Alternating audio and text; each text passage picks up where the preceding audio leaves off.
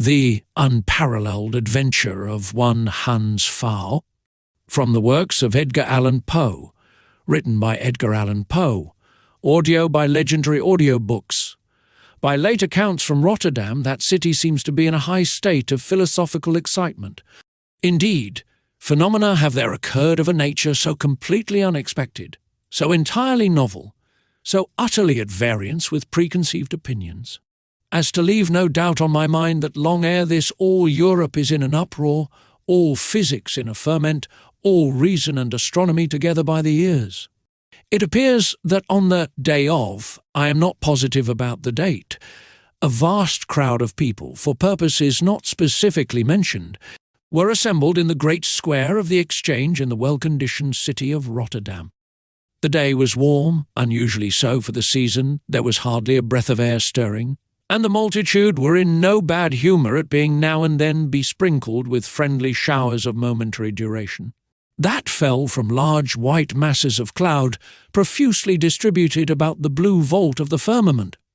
Nevertheless, about noon, a slight but remarkable agitation became apparent in the assembly. The clattering of 10,000 tongues succeeded. And, in an instant afterwards, 10,000 faces were upturned towards the heavens, 10,000 pipes descended simultaneously from the corners of 10,000 mouths, and a page, shout, which could be compared to nothing but the roaring of Niagara, resounded long, loudly and furiously, through all the city and through all the environs of Rotterdam. The origin of this hubbub soon became sufficiently evident. From behind the huge bulk of one of those sharply defined masses of cloud already mentioned was seen slowly to emerge into an open area of blue space, a queer, heterogeneous, but apparently solid substance, so oddly shaped, so whimsically put together as not to be in any manner comprehended and never to be sufficiently admired, by the host of sturdy burghers who stood open-mouthed below. What could it be? In the name of all the devils in Rotterdam, what could it possibly portend? No one knew, no one could imagine, no one, not even the burgomaster Mynheer Superbus von Underduk, had the slightest clue by which to unravel the mystery, so as nothing more reasonable could be done, everyone to a man replaced his pipe carefully in the corner of his mouth, and maintaining an eye steadily upon the phenomenon, puffed, paused, waddled about and grunted significantly, then waddled back, grunted, paused, and finally puffed again. In the meantime, however, lower and still lower towards the goodly city, came the object of so much curiosity and the cause of so much smoke. In a very few minutes it arrived near enough to be accurately discerned. It appeared to be, yes, it was undoubtedly a species of balloon, but surely no such balloon had ever been seen in Rotterdam before. For who, let me ask, ever heard of a balloon manufactured entirely of dirty newspapers? No man in Holland certainly, yet here, under the very noses of the people, or rather at some distance above their noses, was the identical thing in question, and composed, I have it on the best authority, of the precise material which no one had ever before known to be used for a similar purpose. It was an egregious insult to the good sense of the burghers of Rotterdam. As to the shape of the phenomenon, it was even still more reprehensible, being little or nothing better than a huge fool's cap turned upside down. And this similitude was regarded as by no means lessened, when upon nearer inspection the crowd saw a large tassel depending from its apex, and around the upper rim or base of the cone, a page 3 circle of little instruments resembling sheep bells, which kept up a continual tinkling to the tune of Betty Martin. But still worse, suspended by blue ribbons to the end of this fantastic machine, there hung, by way of car, an enormous drab beaver hat with a brim superlatively broad and a hemispherical crown with a black band and a silver buckle. It is, however, somewhat remarkable that many citizens of Rotterdam swore to having seen the same hat repeatedly before, and indeed the whole assembly seemed to regard it with eyes of familiarity, while the Vrouw Gretel Pfaall, upon sight of it, uttered an exclamation of joyful surprise, and declared it to be the identical hat of her good man himself. Now this was a circumstance the more to be observed, as Pfaall, with 3 companions, had actually disappeared from Rotterdam about 5 years before, in a very sudden and unaccountable manner. And up to the date of this narrative, all attempts at obtaining intelligence concerning them had failed. To be sure, some bones, which were thought to be human, mixed up with a quantity of odd-looking rubbish, had been lately discovered in a retired situation to the east of the city, and some people went so far as to imagine that in this spot a foul murder had been committed, and that the sufferers were in all probability Hans Pfaall and his associates. But to return. The balloon, for such no doubt it was, had now descended to within 100 feet of the earth, allowing the crowd below a sufficiently distinct view of the person of its occupant. This was in truth a very singular somebody. He could not have been more than 2 feet in height, but this altitude, little as it was, would have been sufficient to destroy his equilibrium and tilt him over the edge of his tiny car, but for the intervention of a circular rim reaching as high as the breast, and rigged on to the cords of the balloon. The body of the little man was more than proportionally broad, giving to his entire figure a rotundity highly absurd. His feet, of course, could not be seen at all. His hands were enormously large, his hair was grey, and collected into a queue behind. His nose was prodigiously long, crooked and inflammatory, his eyes full, brilliant and acute. His chin and cheeks, although wrinkled with age, were broad, puffy and double, but of ears of any kind there was not a semblance to be discovered page upon any portion of his head. This odd little gentleman was dressed in a loose surtout of sky-blue satin, with tight breeches to match, fastened with silver buckles at the knees. His vest was of some bright yellow material, a white taffety cap was set jauntily on one side of his head, and, to complete his equipment, a blood-red silk handkerchief enveloped his throat and fell down, in a dainty manner, upon his bosom in a fantastic bow-knot of supereminent dimensions. Having descended, as I said before, to about 100 feet from the surface of the earth, the little old gentleman was suddenly seized with a fit of trepidation, and appeared disinclined to make any nearer approach to terra firma. Throwing out, therefore, a quantity of sand from a canvas bag, which he lifted with great difficulty, he became stationary in an instant.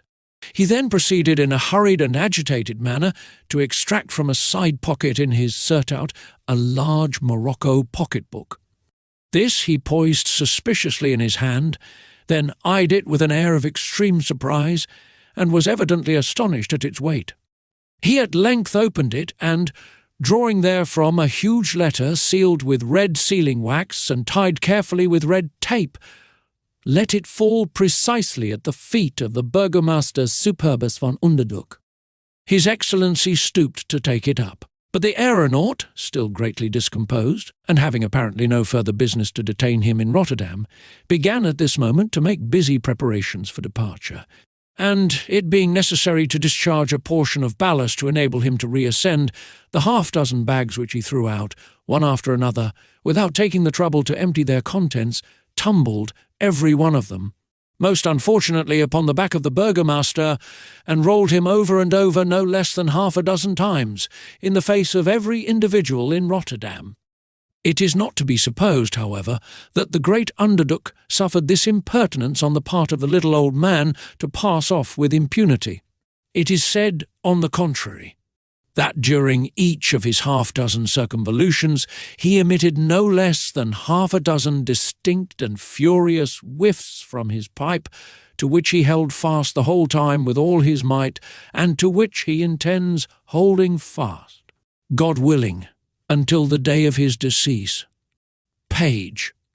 In the meantime the balloon arose like a lark, and soaring far away above the city, at length drifted quietly behind a cloud similar to that from which it had so oddly emerged, and was thus lost forever to the wondering eyes of the good citizens of Rotterdam. All attention was now directed to the letter, the descent of which, and the consequences attending thereupon, had proved so fatally subversive of both person and personal dignity to His Excellency von Underduk. That functionary, however, had not failed, during his circumgyratory movements, to bestow a thought upon the important object of securing the epistle, which was seen upon inspection to have fallen into the most proper hands. Being actually addressed to himself and Professor Rubadub, in their official capacities of President and Vice President of the Rotterdam College of Astronomy, it was accordingly opened by those dignitaries upon the spot, and found to contain the following extraordinary, and indeed very serious, communication.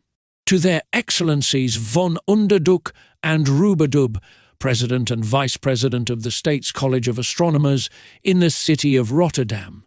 Your Excellencies may perhaps be able to remember an humble artisan, by name Hans Pfaall, and by occupation a mender of bellows, who, with 3 others, disappeared from Rotterdam about 5 years ago, in a manner which must have been considered unaccountable.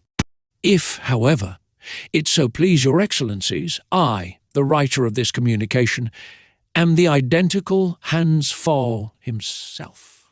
It is well known to most of my fellow citizens that for the period of 40 years I continued to occupy the little square brick building at the head of the alley called Sauerkraut, in which I resided at the time of my disappearance. My ancestors have also resided there in time out of mind, they, as well as myself, steadily following the respectable and indeed lucrative profession of mending of bellows. For, to speak the truth, until of late years, that the heads of all the people have been set agog with politics, no better business than my own could an honest citizen of Rotterdam either desire or deserve. Credit was good, employment was never wanting, and there was no lack of either money or goodwill. Page. But, as I was saying, we soon began to feel the effects of liberty and long speeches and radicalism and all that sort of thing. People who were formerly the very best customers in the world had now not a moment of time to think of us at all. They had as much as they could do to read about the revolutions and keep up with the march of intellect and the spirit of the age. If a fire wanted fanning, it could readily be fanned with a newspaper, and as the government grew weaker, I have no doubt that leather and iron acquired durability in proportion. For, in a very short time, there was not a pair of bellows in all Rotterdam that ever stood in need of a stitch or required the assistance of a hammer. This was a state of things not to be endured. I soon grew as poor as a rat, and, having a wife and children to provide for, my burdens at length became intolerable, and I spent hour after hour in reflecting upon the most convenient method of putting an end to my life. Duns, in the meantime, left me little leisure for contemplation. My house was literally besieged from morning till night. There were 3 fellows in particular who worried me beyond endurance, keeping watch continually about my door and threatening me with the law. Upon these 3 I vowed the bitterest revenge, if ever I should be so happy as to get them within my clutches. And I believe nothing in the world but the pleasure of this anticipation prevented me from putting my plan of suicide into immediate execution by blowing my brains out with a blunderbuss. I thought it best, however, to dissemble my wrath, and to treat them with promises and fair words until, by some good turn of fate, an opportunity of vengeance should be afforded me. One day, having given them the slip and feeling more than usually dejected, I continued for a long time to wander about the most obscure streets without object, until at length I chanced to stumble against the corner of a bookseller's stall. Seeing a chair close at hand for the use of customers, I threw myself doggedly into it, and, hardly knowing why, opened the pages of the first volume which came within my reach. It proved to be a small pamphlet treatise on speculative astronomy, written either by Professor Encke of Berlin or by a Frenchman of somewhat similar name. I had some little tincture of information on matters of this nature, and soon became more and more absorbed in the contents, page 7. Of the book, reading it actually through twice, before I awoke to a recollection of what was passing around me. By this time it began to grow dark, and I directed my steps toward home. But the treatise, in conjunction with a discovery in pneumatics, lately communicated to me as an important secret by a cousin from Nantes, had made an indelible impression on my mind, and as I sauntered along the dusky streets, I revolved carefully over in my memory the wild and sometimes unintelligible reasonings of the writer. There are some particular passages which affected my imagination in an extraordinary manner. The longer I meditated upon these, the more intense grew the interest which had been excited within me. The limited nature of my education in general, and more especially my ignorance on subjects connected with natural philosophy, so far from rendering me diffident of my own ability to comprehend what I had read, or inducing me to mistrust the many vague notions which had arisen in consequence, merely served as a farther stimulus to imagination. And I was vain enough, or perhaps reasonable enough, to doubt whether those crude ideas which, arising in ill-regulated minds, have all the appearance, may not often in effect possess also the force, the reality, and other inherent properties of instinct or intuition. It was late when I reached home, and I went immediately to bed. My mind, however, was too much occupied to sleep, and I lay the whole night buried in meditation. Arising early in the morning, I repaired eagerly to the bookseller's stall, and laid out what little ready money I possessed in the purchase of some volumes of mechanics and practical astronomy. Having arrived at home safely with these, I devoted every spare moment to their perusal, and soon made such proficiency in studies of this nature as I thought sufficient for the execution of a certain design with which either the devil or my better genius had inspired me. In the intervals of this period, I made every endeavour to conciliate the 3 creditors who had given me so much annoyance. In this I finally succeeded, partly by selling enough of my household furniture to satisfy a moiety of their claim, and partly by a promise of paying the balance upon completion of a little project which I told them I had in view, and for assistance in which I solicited, page 8, their services. By these means, for they were ignorant men, I found little difficulty in gaining them over to my purpose. Matters being thus arranged, I contrived, by the aid of my wife, and with the greatest secrecy and caution, to dispose of what property I had remaining, and to borrow in small sums under various pretences. And without giving any attention, I am ashamed to say, to my future means of repayment, no inconsiderable quantity of ready money.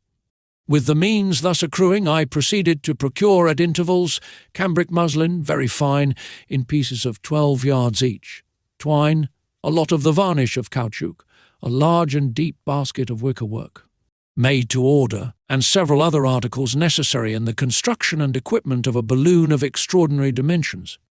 This I directed my wife to make up as soon as possible, and gave her all requisite information as to the particular method of proceeding.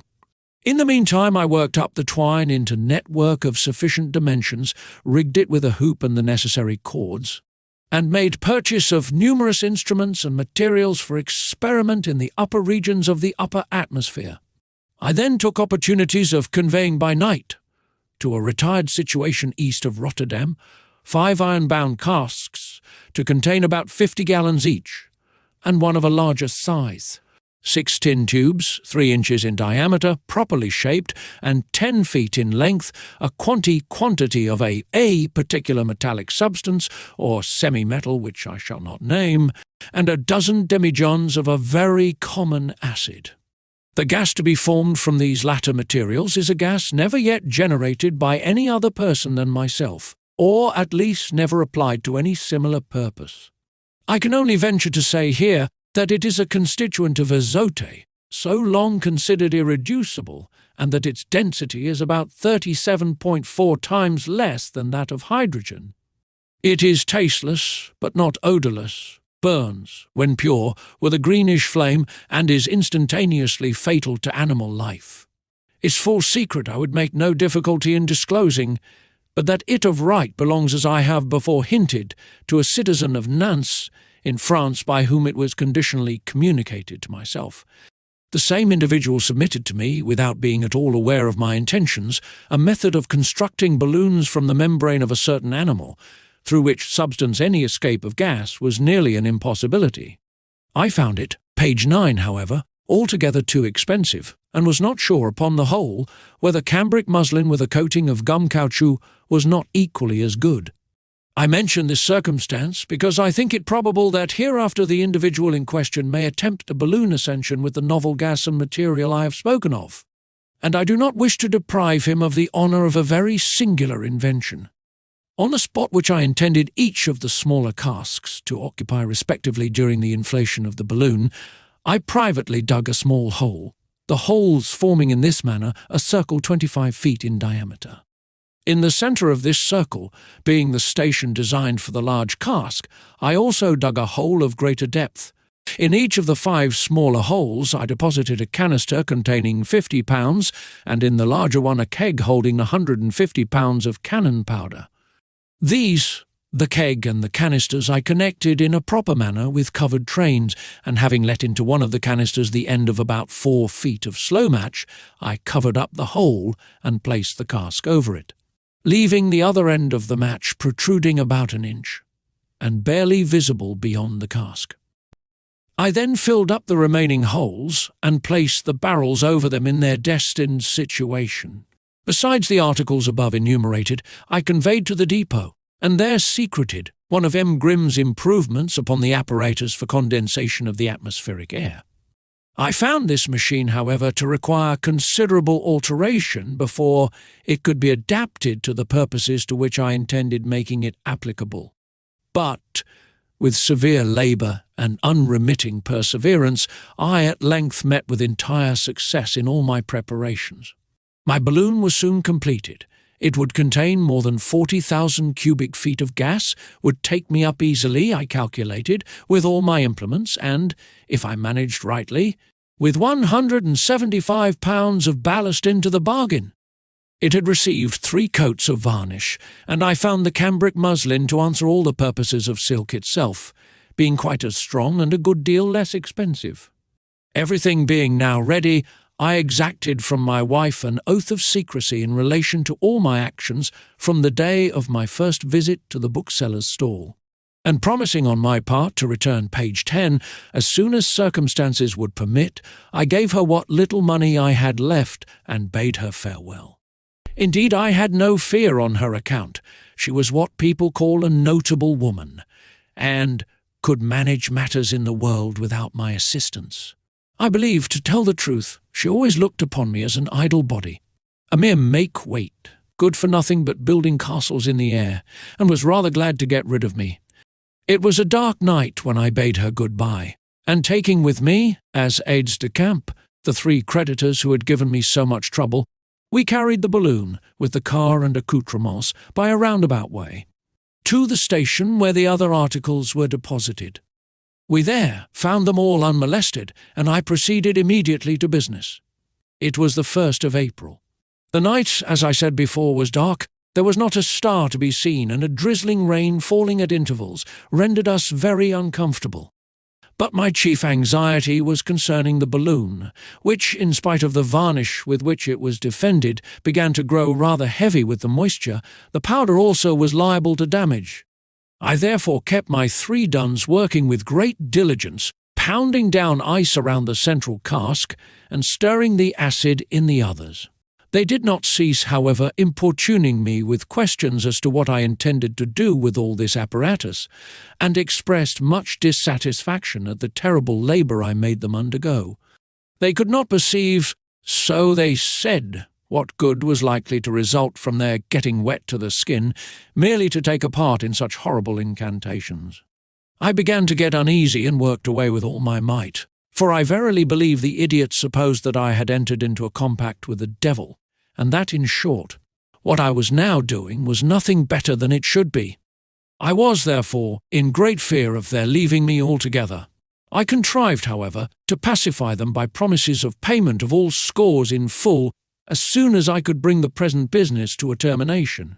To these speeches they gave, of course, their own interpretation, fancying, no doubt, that at all events I should come into possession of vast quantities of ready money, and provided I paid them all I owed and a trifle more in consideration of their page 11 services, I dare say they cared very little what became of either my soul or my carcass.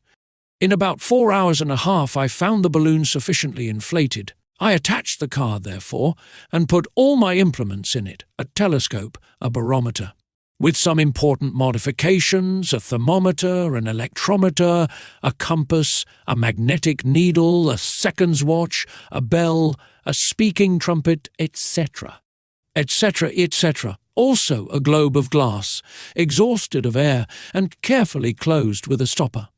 Not forgetting the condensing apparatus, some unslacked lime, a stick of sealing wax, a copious supply of water, and a large quantity of provisions, such as pemmican, in which much nutriment is contained in comparatively little bulk. I also secured in the car a pair of pigeons and a cat. It was now nearly daybreak, and I thought it high time to take my departure. Dropping a lighted cigar on the ground as if by accident, I took the opportunity, in stooping to pick it up, of igniting privately the piece of slow match, the end of which, as I said before, protruded a little beyond the lower rim of one of the smaller casks. This manoeuvre was totally unperceived on the part of the three duns, and, jumping into the car, I immediately cut the single cord which held me to the earth, and was pleased to find that I shot upwards with inconceivable rapidity, carrying with all ease 175 pounds of leaden ballast, and able to have carried up as many more. As I left the earth, the barometer stood at 30 inches, and the centigrade thermometer at. Scarcely, however, had I attained the height of 50 yards, when, roaring and rumbling up after me in the most tumultuous and terrible manner, came so dense a hurricane of fire and gravel and burning wood and blazing metal and mangled limbs that my very heart sunk within me, and I fell down in the bottom of the car, trembling with terror. Indeed, I now perceived that I had entirely overdone the business, and that the main consequences of the shock were yet to be experienced. Accordingly, in less than a second, I felt all the blood in my body rushing to my temples, and immediately thereupon a concussion, which I shall never forget, burst abruptly through the night, and seemed to rip page the very firmament asunder. When I afterwards had time for reflection, I did not fail to attribute the extreme violence of the explosion, as regarded myself, to its proper cause, my situation directly above it, and in the line of its greatest power. But at the time, I thought only of preserving my life.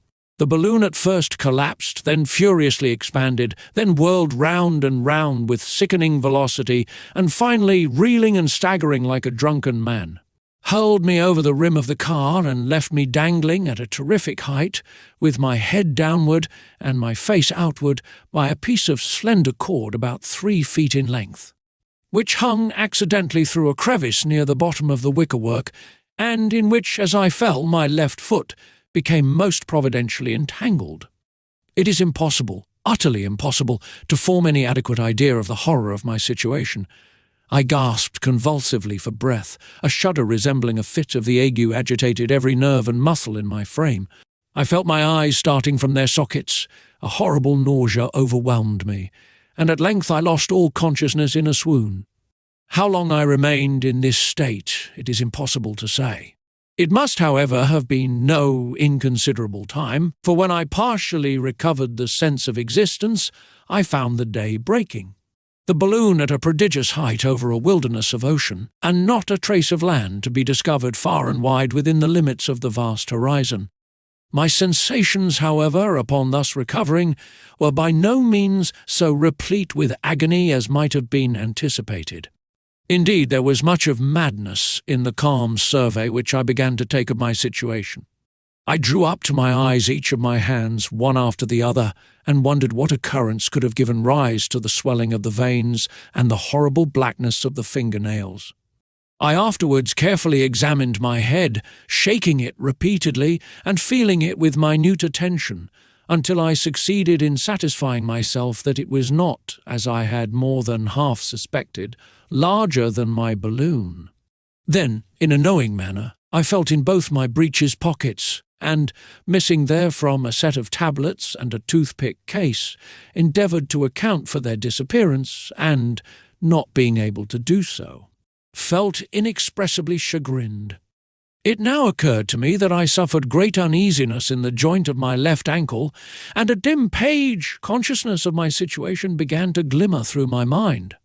But, strange to say, I was neither astonished nor horror-stricken. If I felt any emotion at all, it was a kind of chuckling satisfaction at the cleverness I was about to display in extricating myself from this dilemma.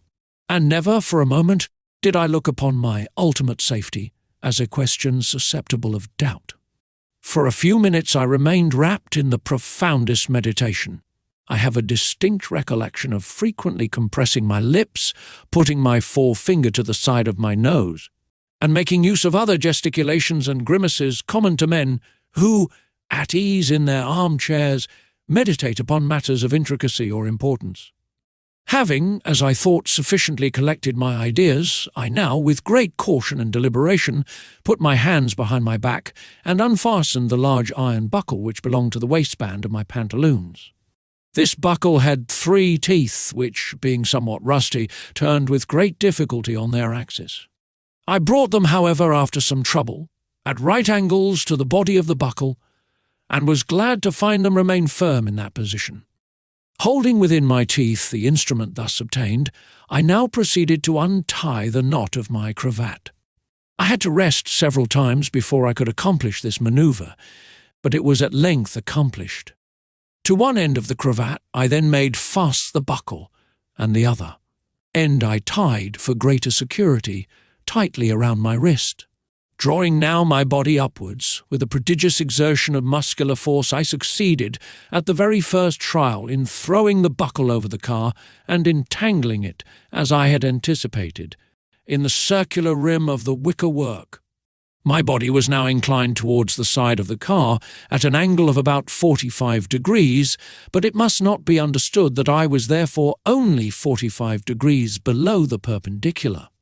So far from it, I still lay nearly level with the plane of the horizon, for the change of situation which I had acquired had forced the bottom of the car considerably outward from my position, which was accordingly one of the most imminent peril.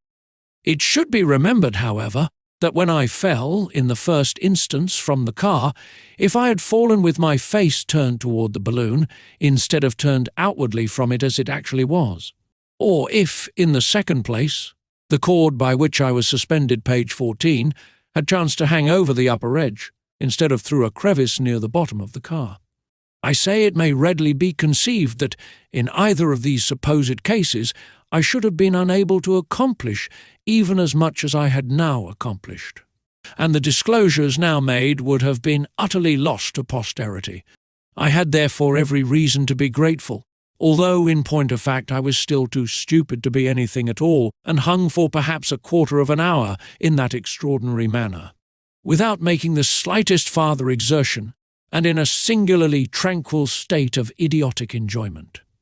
But this feeling did not fail to die rapidly away, and thereunto succeeded horror and dismay, and a sense of utter helplessness and ruin. In fact, the blood so long accumulating in the vessels of my head and throat, and which had hitherto buoyed up my spirits with delirium, had now begun to retire within their proper channels, and the distinctness which was thus added to my perception of the danger merely served to deprive me of the self-possession and courage to encounter it. But this weakness was, luckily for me, of no very long duration. In good time came to my rescue the spirit of despair, and, with frantic cries and struggles, I jerked my way bodily upwards till, at length, clutching with a vice-like grip the long-desired rim, I writhed my person over it and fell headlong and shuddering within the car. It was not until some time afterward that I recovered myself sufficiently to attend to the ordinary cares of the balloon. I then, however, examined it with attention, and found it, to my great relief, uninjured.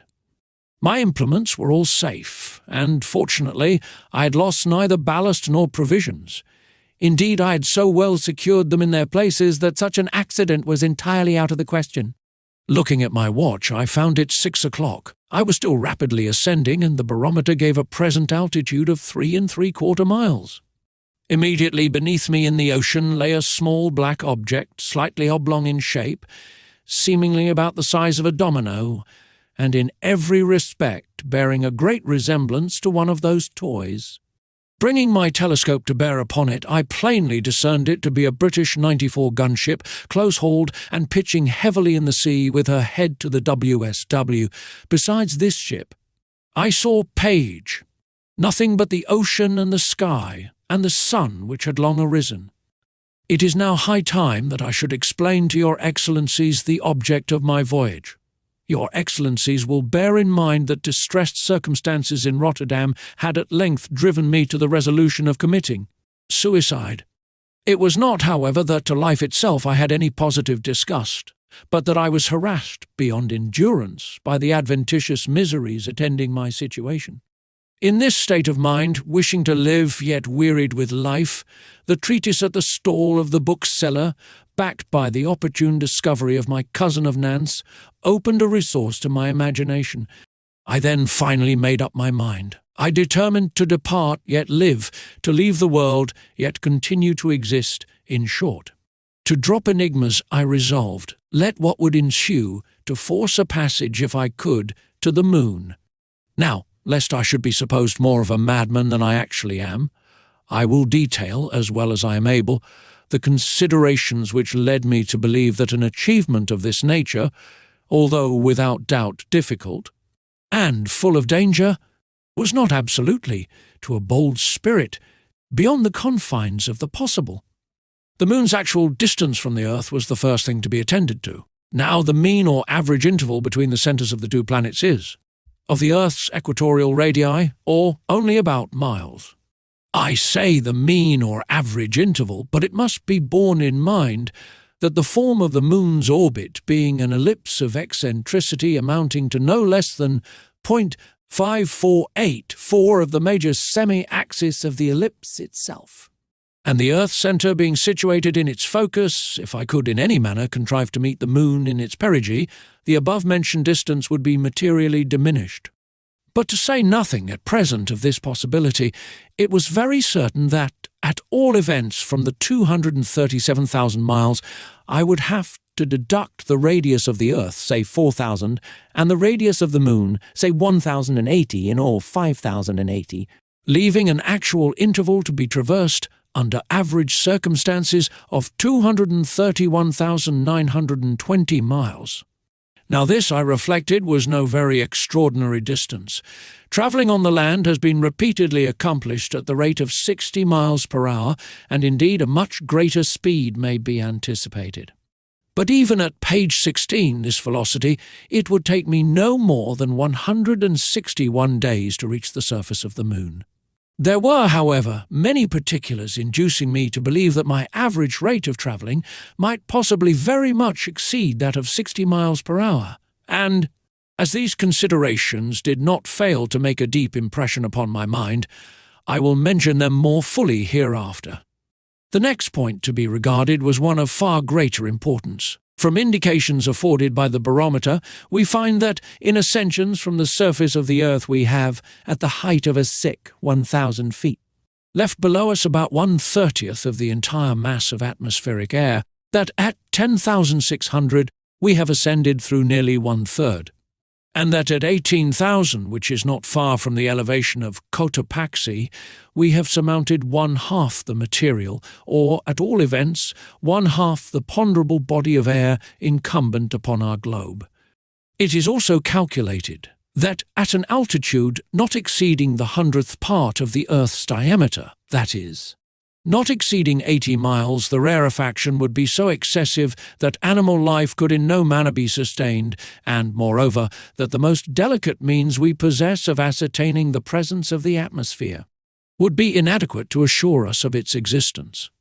But I did not fail to perceive that these latter calculations are founded altogether on our experimental knowledge of the properties of air, and the mechanical laws regulating its dilation and compression, in what may be called, comparatively speaking, the immediate vicinity of the earth itself, and, at the same time, it is taken for granted that animal life is and must be essentially incapable of modification at any given unattainable distance from the surface. Now, all such reasoning, and from such data, must of course be simply analogical. The greatest height ever reached by man was that of 25,000 feet, attained in the aeronautic expedition of Messieurs Gay-Lussac and Biot. This is a moderate altitude, even when compared with the 80 miles in question, and I could not help thinking that the subject admitted room for doubt and great latitude for speculation. But, in point of fact, an ascension being made to any given altitude, the ponderable quantity of air surmounted in any farther ascension is by no means in proportion to the additional height ascended. As may be plainly seen from what has been stated before, page 17, but in a ratio constantly decreasing. It is therefore evident that, ascend as high as we may, we cannot, literally speaking, arrive at a limit beyond which no atmosphere is to be found. It must exist, I argued, although it may exist in a state of infinite rarefaction. On the other hand, I was aware that arguments have not been wanting to prove the existence of a real and definite limit to the atmosphere, beyond which there is absolutely no air whatsoever, but a circumstance which has been left out of view by those who contend for such a limit seemed to me, although no positive refutation of their creed, still a point worthy very serious investigation. On comparing the intervals between the successive arrivals of Encke's comet at its perihelion, after giving credit, in the most exact manner, for all the disturbances due to the attractions of the planets, it appears that the periods are gradually diminishing, that is to say, the major axis of the comet's ellipse is growing shorter in a slow but perfectly regular decrease. Now, this is precisely what ought to be the case. If we suppose a resistance experienced from the comet from an extremely rare ethereal medium pervading the regions of its orbit. For it is evident that such a medium must, in retarding the comet's velocity, increase its centripetal by weakening its centrifugal force. In other words, the Sun's attraction would be constantly attaining greater power, and the comet would be drawn nearer at every revolution. Indeed, there is no other way of accounting for the variation in question, but again, the real diameter of the same comet's nebulosity is observed to contract rapidly as it approaches the Sun, and dilate with equal rapidity in its departure toward its aphelion. Was I not justifiable in supposing, with M. Valls, that this apparent condensation of volume has its origin in the compression of the same ethereal medium I have spoken of before, and which is dense in proportion to its vicinity to the Sun? The lenticular-shaped phenomenon, also called the zodiacal light, was a matter worthy of attention. This radiance, so apparent in the tropics, and which cannot be mistaken for any meteoric lustre, extends from the horizon obliquely upwards and follows generally the direction of the Sun's equator. It appeared to me evidently in the nature of a rare atmosphere extending from the Sun outwards, page 18, beyond the orbit of Venus at least, and I believed indefinitely farther. Indeed, this medium I could not suppose confined to the path of the comet's ellipse or to the immediate neighbourhood of the Sun. It was easy, on the contrary, to imagine it pervading the entire regions of our planetary system, condensed into what we call atmosphere at the planets themselves, and perhaps at some of them modified by considerations purely geological, that is to say, modified or varied in its proportions or absolute nature by matters volatilized from the respective orbs.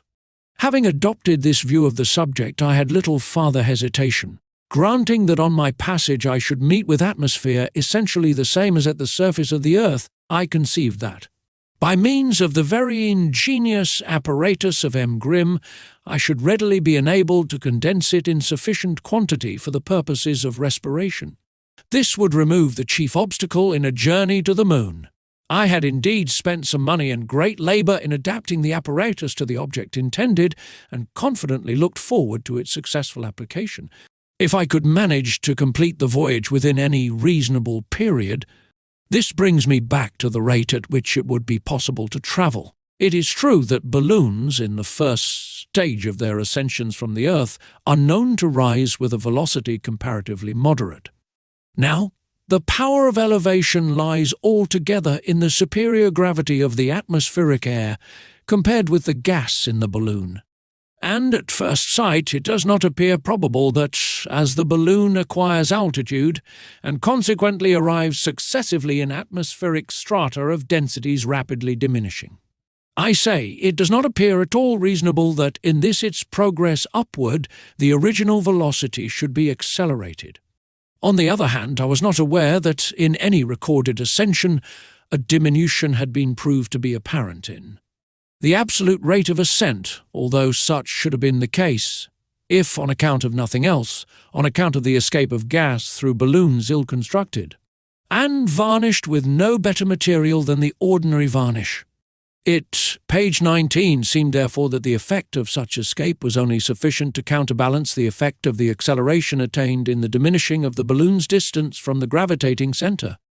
I now considered that, provided in my passage I found the medium I had imagined, and provided it should prove to be essentially what we denominate atmospheric air, it could make comparatively little difference at what extreme state of rarefaction I should discover it, that is to say.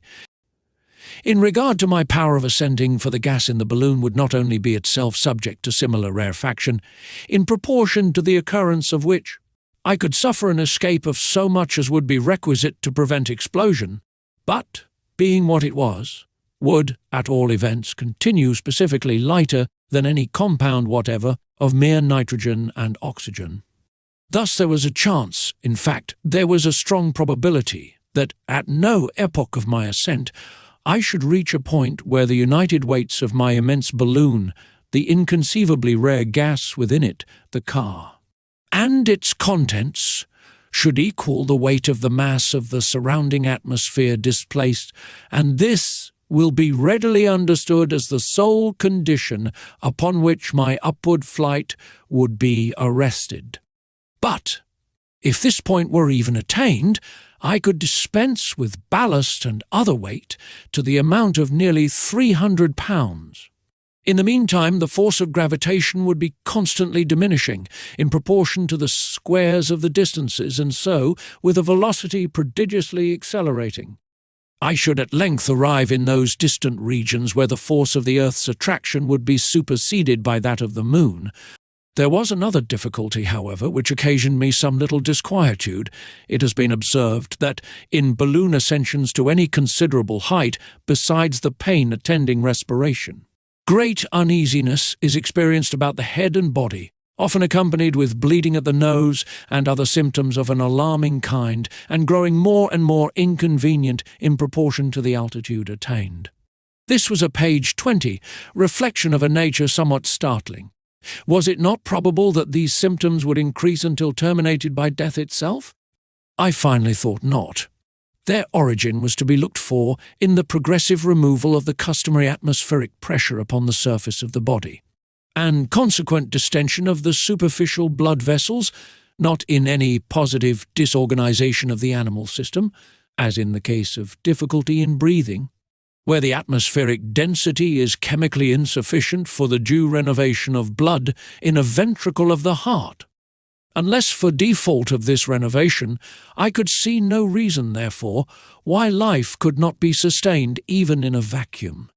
For the expansion and compression of chest, commonly called breathing, is action purely muscular, and the cause not the effect of respiration. In a word, I conceived that, as the body should become habituated to the want of atmospheric pressure, these sensations of pain would gradually diminish, and to endure them while they continued, I relied with confidence upon the iron hardihood of my constitution. Thus, may it please your Excellencies, I have detailed some, though by no means all, the considerations which led me to form the project of a lunar voyage. I shall now proceed to lay before you the result of an attempt so apparently audacious in conception, and at all events so utterly unparalleled in the annals of mankind. Having attained the altitude before mentioned, that is to say 3 miles and 3/4, I threw out from the car a quantity of feathers, and found that I still ascended with sufficient rapidity. There was, therefore, no necessity for discharging any ballast. I was glad of this, for I wished to retain with me as much weight as I could carry, for the obvious reason that I could not be positive either about the gravitation or the atmospheric density of the Moon. I as yet suffered no bodily inconvenience, breathing with great freedom, and feeling no pain whatever in the head. The cat was lying very demurely upon my coat, which I had taken off, and eyeing the pigeons with an air of nonchalance. These latter, being tied by the leg to prevent their escape, were busily employed in picking up some grains of rice scattered for them in the bottom of the car. At 20 minutes past 6 o'clock, the barometer showed on page 21 elevation of 26,400 feet, or 5 miles to a fraction. The prospect seemed unbounded. Indeed, it is very easily calculated by means of spherical geometry how great an extent of the Earth's area I beheld. The convex surface of any segment of a sphere is, to the entire surface of the sphere itself, as the versed sine of the segment to the diameter of the sphere. Now, in my case, the versed sine, that is to say, the thickness of the segment beneath me, was about equal to my elevation, or the elevation of the point of sight above the surface. As 5 miles, then, to 8,000 would express the proportion of the Earth's area seen by me. In other words, I beheld as much as a 1/1600th part of the whole surface of the globe. The sea appeared unruffled as a mirror, although by means of the telescope I could perceive it to be in a state of violent agitation. The ship was no longer visible, having drifted away apparently to the eastward. I now began to experience at intervals severe pain in the head, especially about the ears, still, however, breathing with tolerable freedom. The cat and pigeons seemed to suffer no inconvenience whatsoever. At 20 minutes before 7, the balloon entered a long series of dense cloud, which put me to great trouble by damaging my condensing apparatus and wetting me to the skin. This was, to be sure, a singular rencontre, for I had not believed it possible that a cloud of this nature could be sustained at so great an elevation. I thought it best, however, to throw out 2 5-pound pieces of ballast, reserving still a weight of 165 pounds. Upon so doing, I soon rose above the difficulty and perceived immediately that I had obtained a great increase in my rate of ascent. In a few seconds after my leaving the cloud, a flash of vivid lightning shot from one end of it to the other, and caused it to kindle up throughout its vast extent like a mass of ignited charcoal. This, it must be remembered, was in the broad light of day. No fancy may picture the sublimity which might have been exhibited by a similar phenomenon taking place amid the darkness of the night. Hell itself might then have found a fitting image. Even as it was, my hair stood on end, while I gazed afar down within the yawning abysses, letting imagination descend and stalk about in the strange vaulted halls, and ruddy gulfs, and read ghastly chasms of the hideous and unfathomable page 22. Fire. I had indeed made a narrow escape. Had the balloon remained a very short while longer within the cloud, that is to say, had not the inconvenience of getting wet determined me to discharge the ballast, my destruction might, and probably would, have been the consequence. Such perils, although little considered, are perhaps the greatest which must be encountered in balloons. I had by this time, however, attained too great an elevation to be any longer uneasy on this head. I was now rising rapidly, and by 7 o'clock the barometer indicated an altitude of no less than 9.5 miles. I began to find great difficulty in drawing my breath. My head, too, was excessively painful, and having felt for some time a moisture about my cheeks, I at length discovered it to be blood, which was oozing quite fast from the drums of my ears. My eyes, also, gave me great uneasiness. Upon passing the hand over them, they seemed to have protruded from their sockets in no inconsiderable degree, and all objects in the car, and even the balloon itself, appeared distorted to my vision. These symptoms were more than I had expected, and occasioned me some alarm. At this juncture, very imprudently and without consideration, I threw out from the car 3 5-pound pieces of ballast. The accelerated rate of ascent thus obtained carried me too rapidly, and without sufficient gradation, into a highly rarefied stratum of the atmosphere, and the result had nearly proved fatal to my expedition and to myself. I was suddenly seized with a spasm which lasted for more than 5 minutes, and even when this in a measure ceased, I could catch my breath only at long intervals and in a gasping manner, bleeding all the while copiously at the nose and ears, and even slightly at the eyes. The pigeons appeared distressed in the extreme, and struggled to escape, while the cat mewed piteously, and with her tongue hanging out of her mouth, staggered to and fro in the car as if under the influence of poison. I now too late discovered the great rashness of which I had been guilty in discharging the ballast, and my agitation was excessive. I anticipated nothing less than death, and death in a few minutes.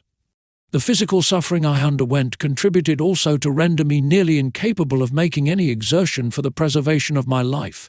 I had indeed little power of reflection left, and the violent page of the pain in my head seemed to be greatly on the increase.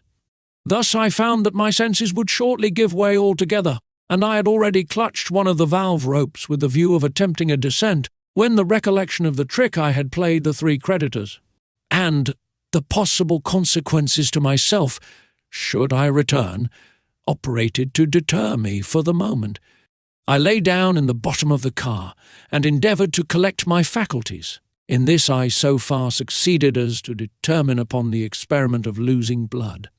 Having no lancet, however, I was constrained to perform the operation in the best manner I was able, and finally succeeded in opening a vein in my left arm with the blade of my penknife. The blood had hardly commenced flowing when I experienced a sensible relief, and by the time I had lost about half a moderate basin full, most of the worst symptoms had abandoned me entirely. I nevertheless did not think it expedient to attempt getting on my feet immediately, but, having tied up my arm as well as I could, I lay still for about a quarter of an hour. At the end of this time I arose, and found myself freer from absolute pain of any kind than I had been during the last hour and a quarter of my ascension. The difficulty of breathing, however, was diminished in a very slight degree, and I found that it would soon be positively necessary to make use of my condenser. In the meantime, looking towards the cat, who was again snugly stowed away upon my coat, I discovered, to my infinite surprise, that she had taken the opportunity of my indisposition to bring into light a litter of 3 little kittens. This was an addition to the number of passengers on my part altogether unexpected, but I was pleased at the occurrence. It would afford me a chance of bringing to a kind of test the truth of a surmise, which, more than anything else, had influenced me in attempting this ascension.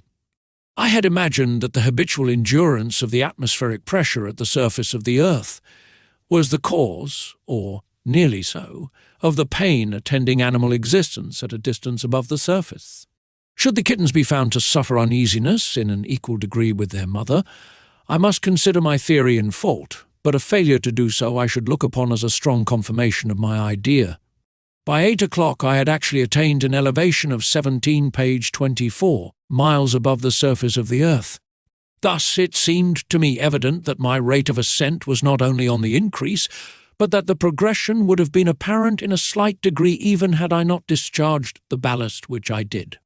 The pains in my head and ears returned, at intervals, with violence, and I still continued to bleed occasionally at the nose, but, upon the whole, I suffered much less than might have been expected. I breathed, however, at every moment, with more and more difficulty, and each inhalation was attended with a troublesome spasmodic action of the chest. I now unpacked the condensing apparatus and got it ready for immediate use. The view of the earth, at this period of my ascension, was beautiful indeed. To the westward, the northward, and the southward, as far as I could see, lay a boundless sheet of apparently unruffled ocean, which every moment gained a deeper and deeper tint of blue. At a vast distance to the eastward, although perfectly discernible, extended the islands of Great Britain, the entire Atlantic coasts of France and Spain, with a small portion of the northern part of the continent of Africa. Of individual edifices not a trace could be discovered, and the proudest cities of mankind had utterly faded away from the face of the earth. What mainly astonished me, in the appearance of things below, was the seeming concavity of the surface of the globe. I had, thoughtlessly enough, expected to see its real convexity become evident as I ascended, but a very little reflection sufficed to explain the discrepancy. A line dropped from my position perpendicularly to the earth would have formed the perpendicular of a right-angled triangle, of which the base would have extended from the right angle to the horizon, and the hypotenuse from the horizon to my position. But my height was little or nothing in comparison with my prospect. In other words, the base and hypotenuse of the supposed triangle would, in my case, have been so long, when compared to the perpendicular, that the two former might have been regarded as nearly parallel. In this manner, the horizon of the aeronaut appears always to be upon a level with the car, but as the point immediately beneath him seems, and is, at a great distance below him, it seems, of course, also at a great distance below the horizon. Hence the impression page of concavity, and this impression must remain until the elevation shall bear so great a proportion to the prospect that the apparent parallelism of the base and hypotenuse disappears. The pigeons about this time seeming to undergo much suffering, I determined upon giving them their liberty. I first untied one of them, a beautiful grey mottled pigeon, and placed him upon the rim of the wicker-work. He appeared extremely uneasy, looking anxiously around him, fluttering his wings and making a loud cooing noise, but could not be persuaded to trust himself from the car. I took him up at last and threw him to about 6 yards from the balloon. He made, however, no attempt to descend as I had expected, but struggled with great vehemence to get back, uttering at the same time very shrill and piercing cries. He at length succeeded in regaining his former station on the rim, but had hardly done so when his head dropped upon his breast, and he fell dead within the car. The other one did not prove so unfortunate. To prevent his following the example of his companion and accomplishing a return, I threw him downwards with all my force, and was pleased to find him continue his descent, with great velocity, making use of his wings with ease, and in a perfectly natural manner. In a very short time he was out of sight, and I have no doubt he reached home in safety. Puss, who seemed in a great measure recovered from her illness, now made a hearty meal of the dead bird, and then went to sleep with much apparent satisfaction. Her kittens were quite lively, and so far evinced not the slightest sign of any uneasiness. At 8:15, being able no longer to draw breath without the most intolerable pain, I proceeded, forthwith, to adjust around the car the apparatus belonging to the condenser. This apparatus will require some little explanation, and your excellencies will please to bear in mind that my object, in the first place, was to surround myself and car entirely with a barricade against the highly rarefied atmosphere in which I was existing, with the intention of introducing within this barricade, by means of my condenser, a quantity of this same atmosphere sufficiently condensed for the purposes of respiration. With this object in view, prepared a very strong, perfectly airtight but flexible gum elastic bag. In this bag, which was of sufficient dimensions, page 26, the entire car was in a manner placed. That is to say, the bag was drawn over the whole bottom of the car, up its sides and so on, along the outside of the ropes, to the upper rim or hoop where the network is attached. Having pulled the bag up in this way and formed a complete enclosure on all sides, and at bottom it was now necessary to fasten up its top or mouth by passing its material over the hoop of the network. In other words, between the network and the hoop. But if the network was separated from the hoop to admit this passage, what was to sustain the car in the meantime? Now the network was not permanently fastened to the hoop, but attached by a series of running loops or nooses. I therefore undid only a few of these loops at one time, leaving the car suspended by the remainder. Having thus inserted a portion of the cloth forming the upper part of the bag, I refastened the loops, not to the hoop, for that would have been impossible, since the cloth now intervened, but to a series of large buttons affixed to the cloth itself about 3 feet below the mouth of the bag, the intervals between the buttons having been made to correspond to the intervals between the loops. This done, a few more of the loops were unfastened from the rim, a farther portion of the cloth introduced, and the disengaged loops then connected with their proper buttons. In this way, it was possible to insert the whole upper part of the bag between the network and the hoop. It is evident that the hoop would now drop down within the car, while the whole weight of the car itself, with all its contents, would be held up merely by the strength of the buttons. This, at first sight, would seem an inadequate dependence, but it was by no means so, for the buttons were not only very strong in themselves, but so close together that a very slight portion of the whole weight was supported by any one of them. Indeed, had the car and contents been 3 times heavier than they were, I should not have been at all uneasy. I now raised up the hoop again within the covering of gum elastic and propped it at nearly its former height by means of 3 light poles prepared for the occasion. This was done, of course, to keep the bag distended at the top and to preserve the lower part of the network in its proper situation. All that now remained was to fasten up the mouth of the enclosure, and this was readily accomplished by gathering page 27. The folds of the material together and twisting them up very tightly on the inside by means of a kind of stationary tourniquet. In the sides of the covering, thus adjusted round the car, had been inserted 3 circular panes of thick but clear glass, through which I could see without difficulty around me in every horizontal direction. In that portion of the cloth forming the bottom was likewise a 4th window of the same kind, and corresponding with a small aperture in the floor of the car itself. This enabled me to see perpendicularly down, but having found it impossible to place any similar contrivance overhead on account of the peculiar manner of closing up the opening there, and the consequent wrinkles in the cloth, I could expect to see no object situated directly in my zenith. This, of course, was a matter of little consequence, for, had I even been able to place a window atop, the balloon itself would have prevented my making any use of it. About a foot below one of the side windows was a circular opening, 3 inches in diameter, and fitted with a brass rim adapted in its inner edge to the windings of a screw.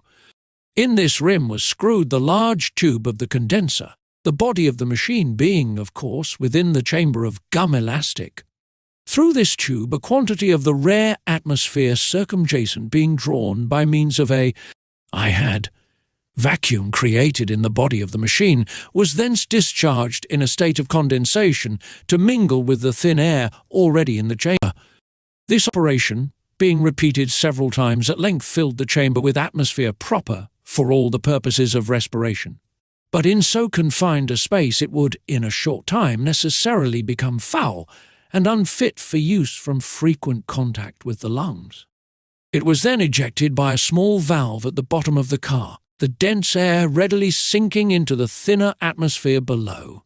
To avoid the inconvenience of making a total vacuum at any moment within the chamber, this purification was never accomplished all at once, but in a gradual manner, the valve being opened only for a few seconds, then closed again until 1 or 2 strokes from the pump of the condenser had supplied the place of the atmosphere ejected. For the sake of experiment, I had put the cat and kittens in a small basket and suspended it outside the car to a button at the bottom, close by the valve, through which I could feed them at any page 28 moment when necessary. I did this at some little risk, and before closing the mouth of the chamber by reaching under the car with one of the poles before mentioned to which a hook had been attached. As soon as dense air was admitted in the chamber, the hoop and poles became unnecessary, the expansion of the enclosed atmosphere powerfully distending the gum elastic.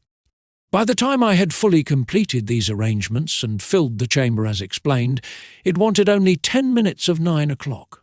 During the whole period of my being thus employed, I endured the most terrible distress from difficulty of respiration. And bitterly did I repent the negligence, or rather foolhardiness, of which I had been guilty, of putting off to the last moment a matter of so much importance. But having at length accomplished it, I soon began to reap the benefit of my invention. Once again I breathed with perfect freedom and ease, and indeed, why should I not? I was also agreeably surprised to find myself, in a great measure, relieved from the violent pains which had hitherto tormented me. A slight headache, accompanied with a sensation of fullness or distension about the wrists, the ankles, and the throat, was nearly all of which I had now to complain. Thus it seemed evident that a greater part of the uneasiness attending the removal of atmospheric pressure had actually worn off, as I had expected, and that much of the pain endured for the last 2 hours should have been attributed altogether to the effects of a deficient respiration. At 20 minutes before 9 o'clock, that is to say, a short time prior to my closing up the mouth of the chamber, the mercury attained its limit, or ran down, in the barometer, which, as I mentioned before, was one of an extended construction. It then indicated an altitude on my part of feet or 25 miles, and I consequently surveyed at that time an extent of the Earth's area amounting to no less than the 320th part of its entire superficies. At 9 o'clock I had again lost sight of land to the eastward, but not before I became aware that the balloon was drifting rapidly to the NNW. The ocean beneath me still retained its apparent concavity, although my view was often interrupted by the masses of cloud which floated to and fro.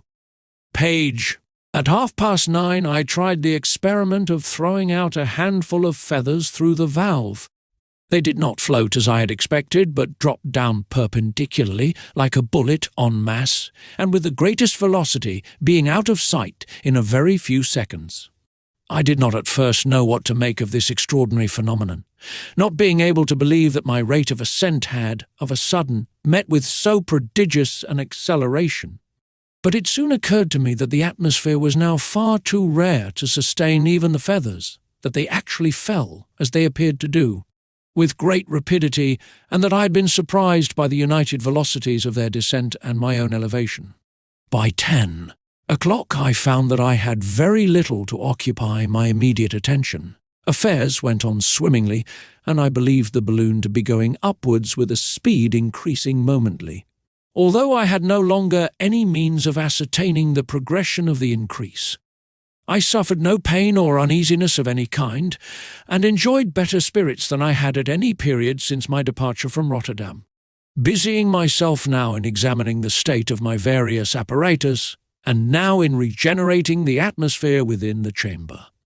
This latter point I determined to attend to at regular intervals of 40 minutes, more on account of the preservation of my health than from so frequent a renovation being absolutely necessary. In the meanwhile, I could not help making anticipations. Fancy revelled in the wild and dreamy regions of the moon. Imagination, feeling herself for once unshackled, roamed at will among the ever-changing wonders of a shadowy and unstable land. Now there were hoary and time-honoured forests, and craggy precipices, and waterfalls tumbling with a loud noise into abysses without a bottom.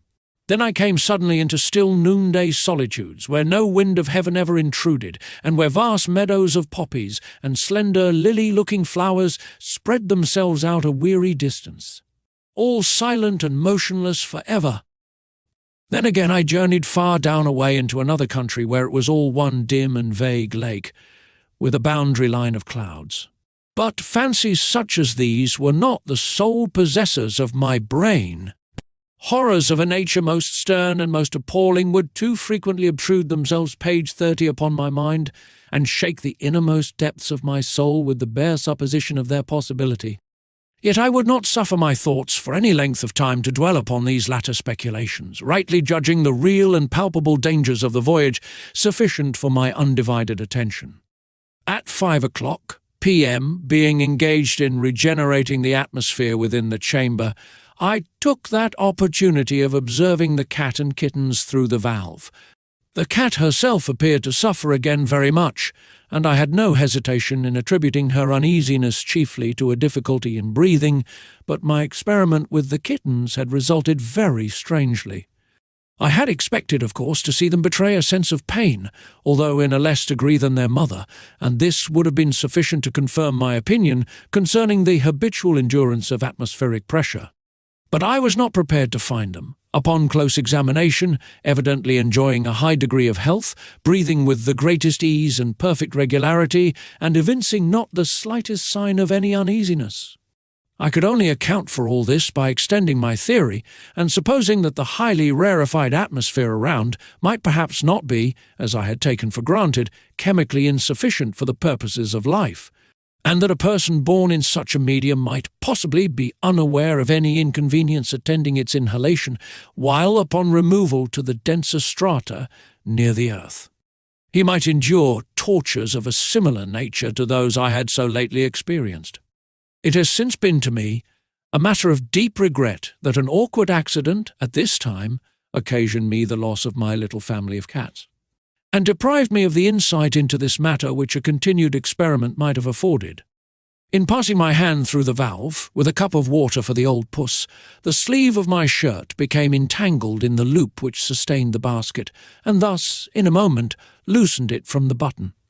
Had the whole actually vanished into air, it could not have shot from my sight in a more abrupt and instantaneous manner. Positively, there could not have intervened the 10th part of a second between the disengagement of the basket and its absolute disappearance with all that it contained.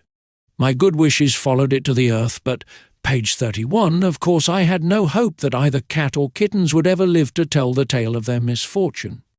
At 6 o'clock I perceived a great portion of the earth's visible area to the eastward involved in thick shadow, which continued to advance with great rapidity, until at 5 minutes before 7.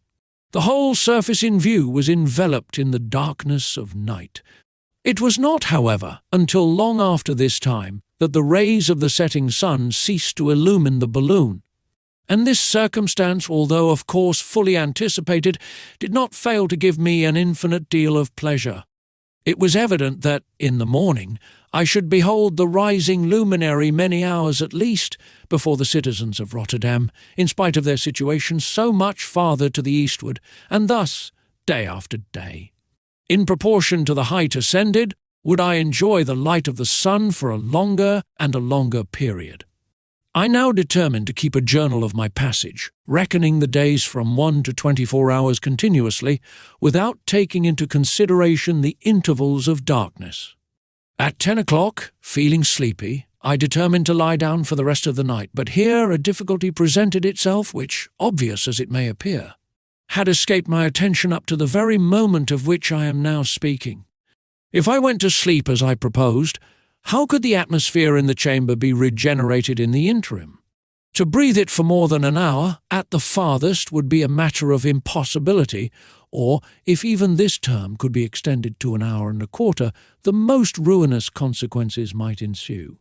The consideration of this dilemma gave me no little disquietude, and it will hardly be believed that, after the dangers I had undergone, I should look upon this business in so serious a light, as to give up all hope of accomplishing my ultimate design, and finally make up my mind to the necessity of a descent. But this hesitation was only momentary. I reflected that man is the veriest slave of custom, and that many points in the routine of his existence are deemed essentially important, which are only so at all by his having rendered them habitual.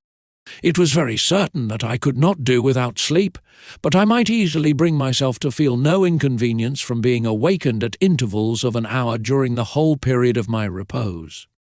It, page 32, would require but 5 minutes at most to regenerate the atmosphere in the fullest manner, and the only real difficulty was to contrive a method of arousing myself at the proper moment for so doing.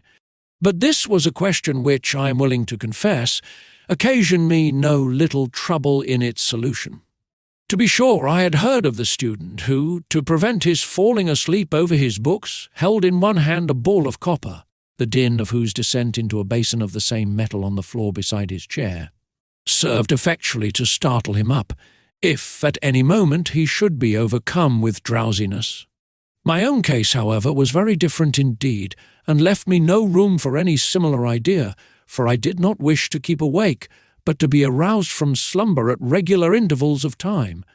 I at length hit upon the following expedient, which, simple as it may seem, was hailed by me at the moment of discovery as an invention fully equal to that of the telescope, the steam engine, or the art of printing itself.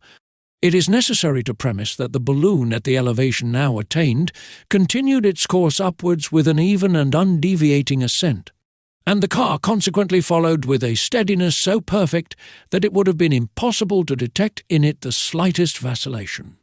This circumstance favoured me greatly in the project I now determined to adopt.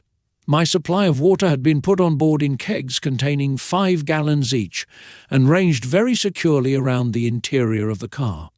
I unfastened one of these, and taking 2 ropes, tied them tightly across the rim of the wicker-work from one side to the other, placing them about a foot apart and parallel so as to form a kind of shelf, upon which I placed the keg and steadied it in a horizontal position. About 8 inches immediately below these ropes and 4 feet from the bottom of the car, I fastened another shelf, but made of thin plank, being the only similar piece of wood I had. Upon this latter shelf, and exactly beneath one of the rims of the keg, a small earthen pitcher was deposited. I now bored a hole in the end of the keg over the pitcher, and fitted in a plug of soft wood, cut in a tapering or conical shape.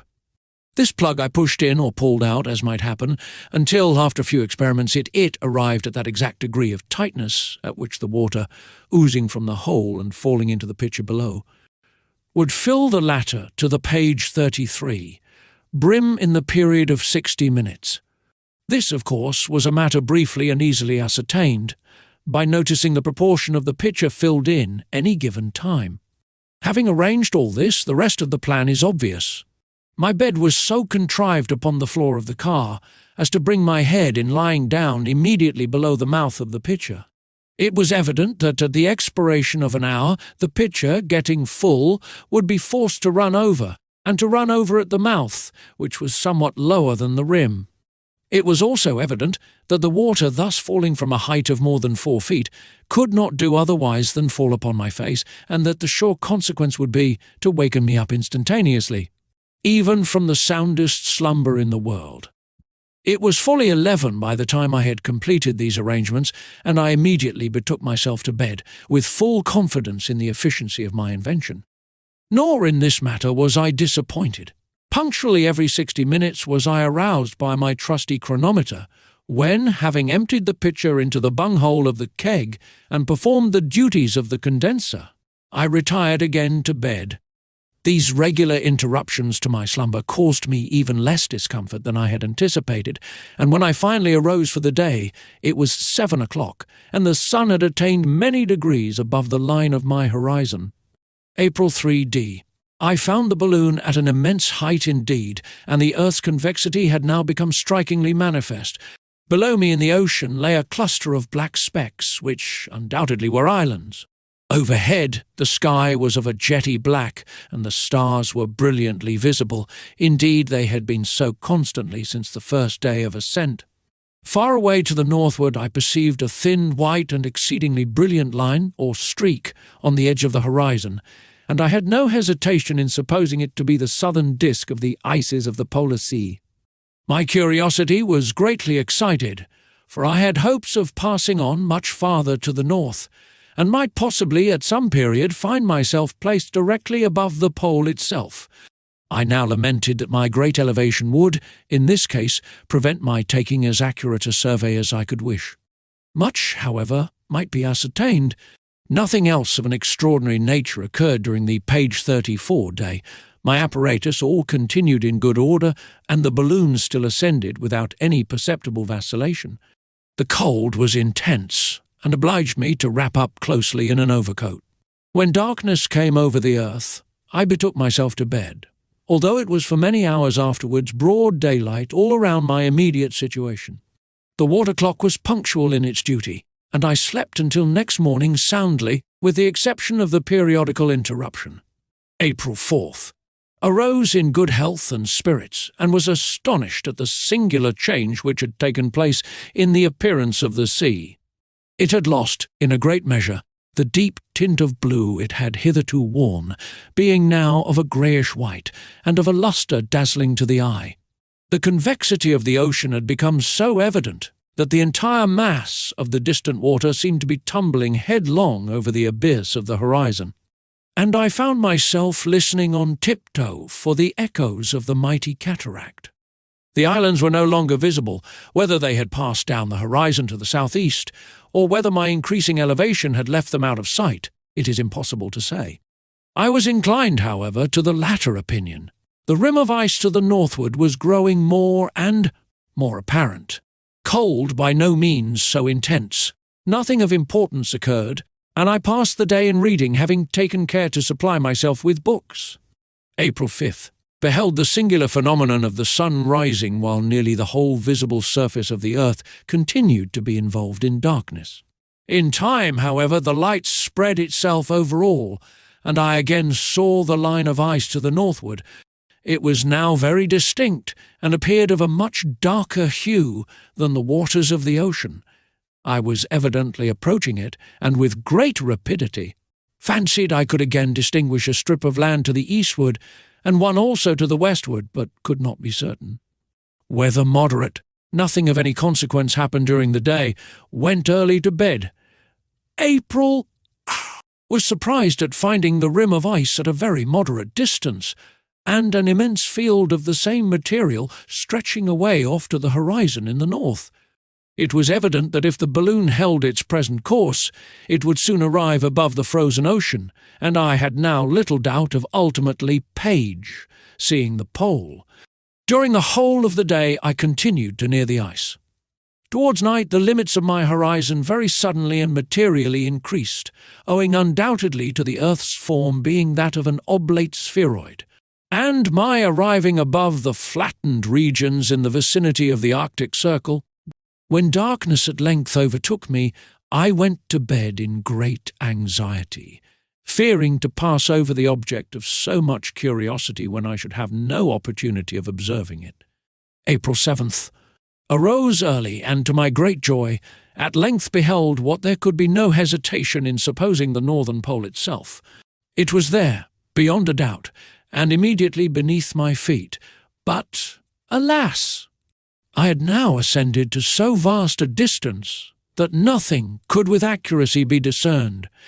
Indeed, to judge from the progression of the numbers indicating my various altitudes, respectively, at different periods between 6 a.m. on the 2nd of April and 20 minutes before 9 a.m. of the same day, at which time the barometer ran down, it might be fairly inferred that the balloon had now, at 4 o'clock in the morning of April the 7th, reached a height of not less, certainly, than 7,254 miles above the surface of the sea. This elevation may appear immense, but the estimate upon which it is calculated gave a result in all probability far inferior to the truth. At all events, I undoubtedly beheld the whole of the Earth's major diameter. The entire northern hemisphere lay beneath me like a chart orthographically projected, and the great circle of the equator itself formed the boundary line of my horizon. Your Excellencies may, however, readily imagine that the confined regions hitherto unexplored within the limits of the Arctic Circle, although situated directly beneath me, and therefore seen without any appearance of being foreshortened, were still, in themselves, comparatively too diminutive, and at too great a distance from the point of sight to admit of any very accurate examination. Nevertheless, what could be seen was of a nature singular and exciting, northwardly from that huge rim before mentioned, and which, with slight qualification, may be called the limit of human discovery in these regions. One unbroken or nearly unbroken sheet of ice continues to extend. In the first few degrees of its progress, its surface is very sensibly flattened, farther on depressed into a plane, and finally becoming page 36. Not a little concave, it terminates, at the pole itself, in a circular centre sharply defined, whose apparent diameter subtended at the balloon an angle of about 65 seconds, and whose dusky hue, varying in intensity, was at all times darker than any other spot upon the visible hemisphere, and occasionally deepened into the most absolute blackness. Farther than this little could be ascertained. By 12 o'clock the circular centre had materially decreased in circumference, and by 7 p.m. I lost sight of it entirely, the balloon passing over the western limb of the ice and floating away rapidly in the direction of the equator. April 8th. Found a sensible diminution in the Earth's apparent diameter, besides a material alteration in its general colour and appearance. The whole visible area partook in different degrees of a tint of pale yellow, and in some portions had acquired a brilliancy even painful to the eye. My view downwards was also considerably impeded by the dense atmosphere in the vicinity of the surface being loaded with clouds, between whose masses I could only now and then obtain a glimpse of the earth itself. This difficulty of direct vision had troubled me more or less for the last 48 hours, but my present enormous elevation brought closer together, as it were, the floating bodies of vapour, and the inconvenience became, of course, more and more palpable in proportion to my ascent. Nevertheless, I could easily perceive that the balloon now hovered above the range of Great Lakes in the continent of North America, and was holding a course due south, which would soon bring me to the tropics. This circumstance did not fail to give me the most heartfelt satisfaction, and I hailed it as a happy omen of ultimate success.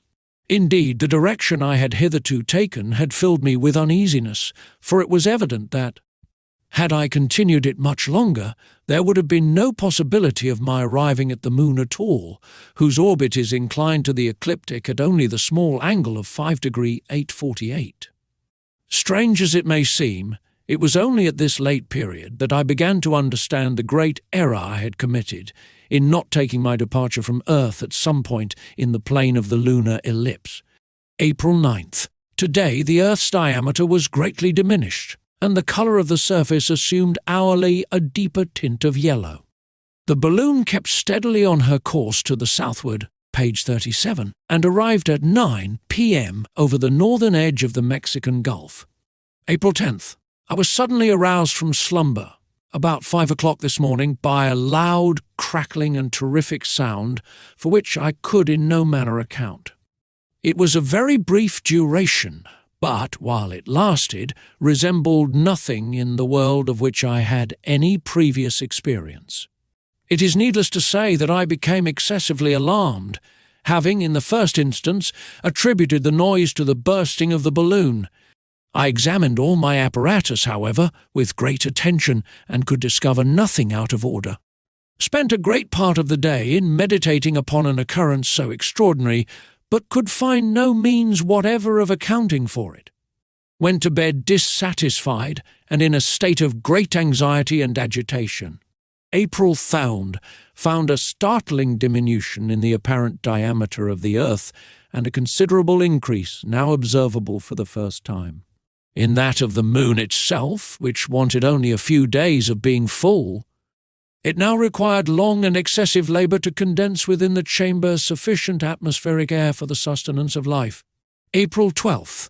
A singular alteration took place in regard to the direction of the balloon, and although fully anticipated, afforded me the most unequivocal delight.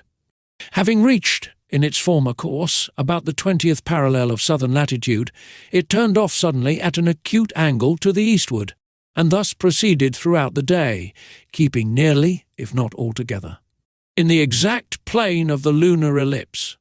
What was worthy of remark, a very perceptible vacillation in the car was a consequence of this change of route, a vacillation which prevailed, in a more or less degree, for a period of many hours. April 13th. Was again very much alarmed by a repetition of the loud crackling noise which terrified me on the 10th.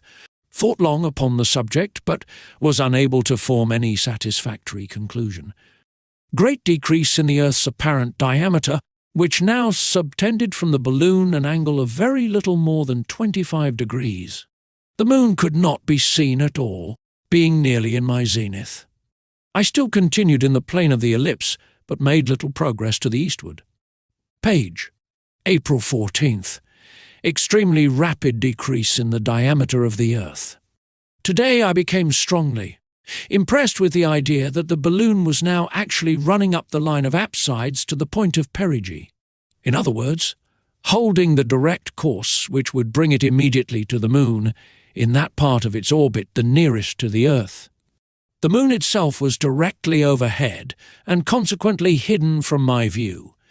Great and long-continued labour necessary for the condensation of the atmosphere. April 15th. Not even the outlines of continents and seas could now be traced upon the Earth with distinctness. About 12 o'clock I became aware for the third time of that appalling sound which had so astonished me before. It now, however, continued for some moments, and gathered intensity as it continued. At length, while stupefied and terror-stricken, I stood in expectation of I knew not what hideous destruction. The car vibrated with excessive violence, and a gigantic and flaming mass of some material which I could not distinguish came with a voice of 1,000 thunders, roaring and booming by the balloon. When my fears and astonishment had in some degree subsided, I had little difficulty in supposing it to be some mighty volcanic fragment ejected from that world to which I was so rapidly approaching, and, in all probability, one of that singular class of substances occasionally picked up on the earth and termed meteoric stones for want of a better appellation. April 16th.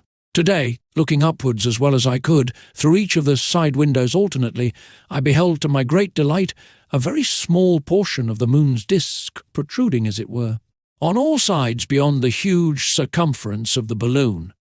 My agitation was extreme, for I had now little doubt of soon reaching the end of my perilous voyage.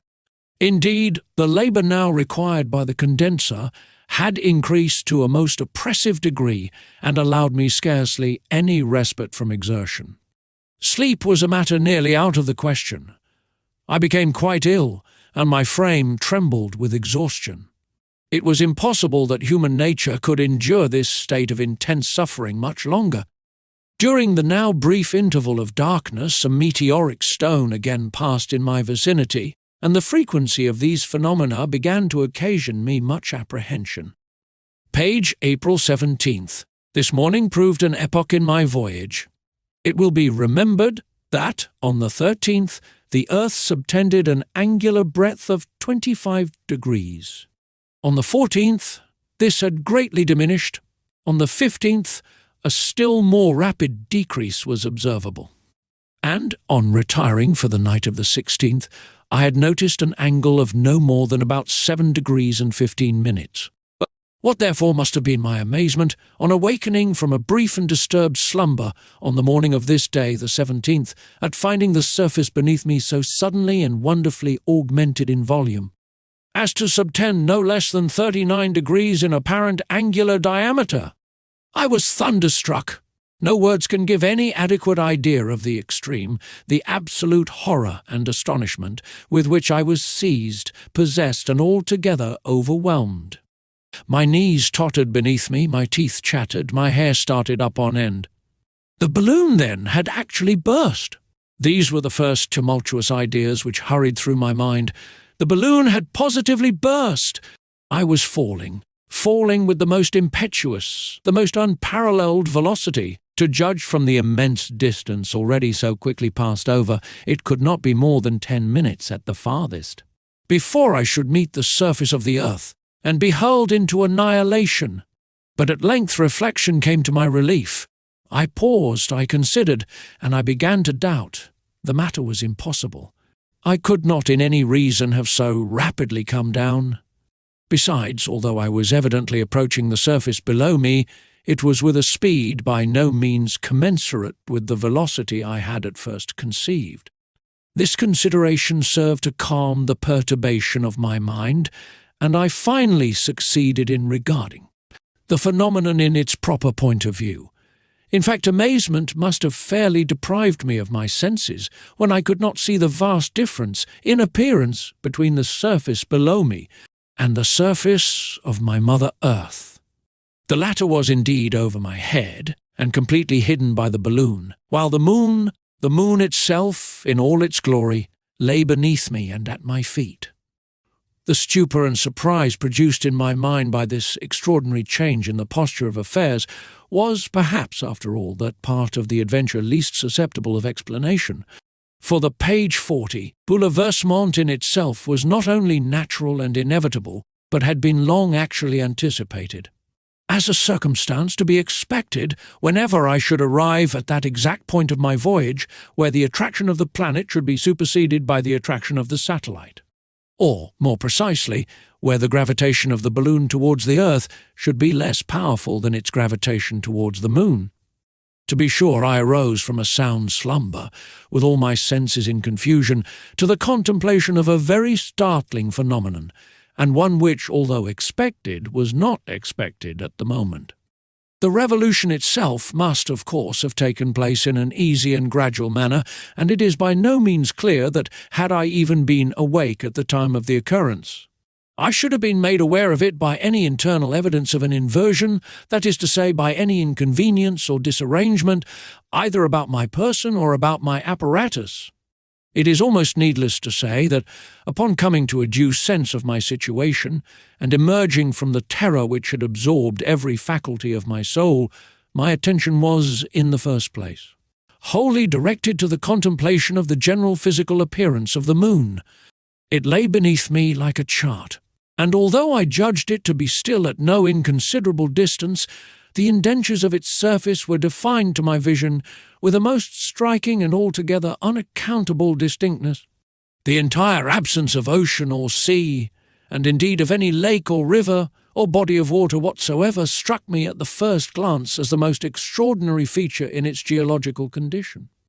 Yet, strange to say, I beheld vast level regions of a character decidedly alluvial, although by far the greater portion of the hemisphere in sight was covered with innumerable volcanic mountains, conical in shape, and having more the appearance of artificial than of natural protuberances.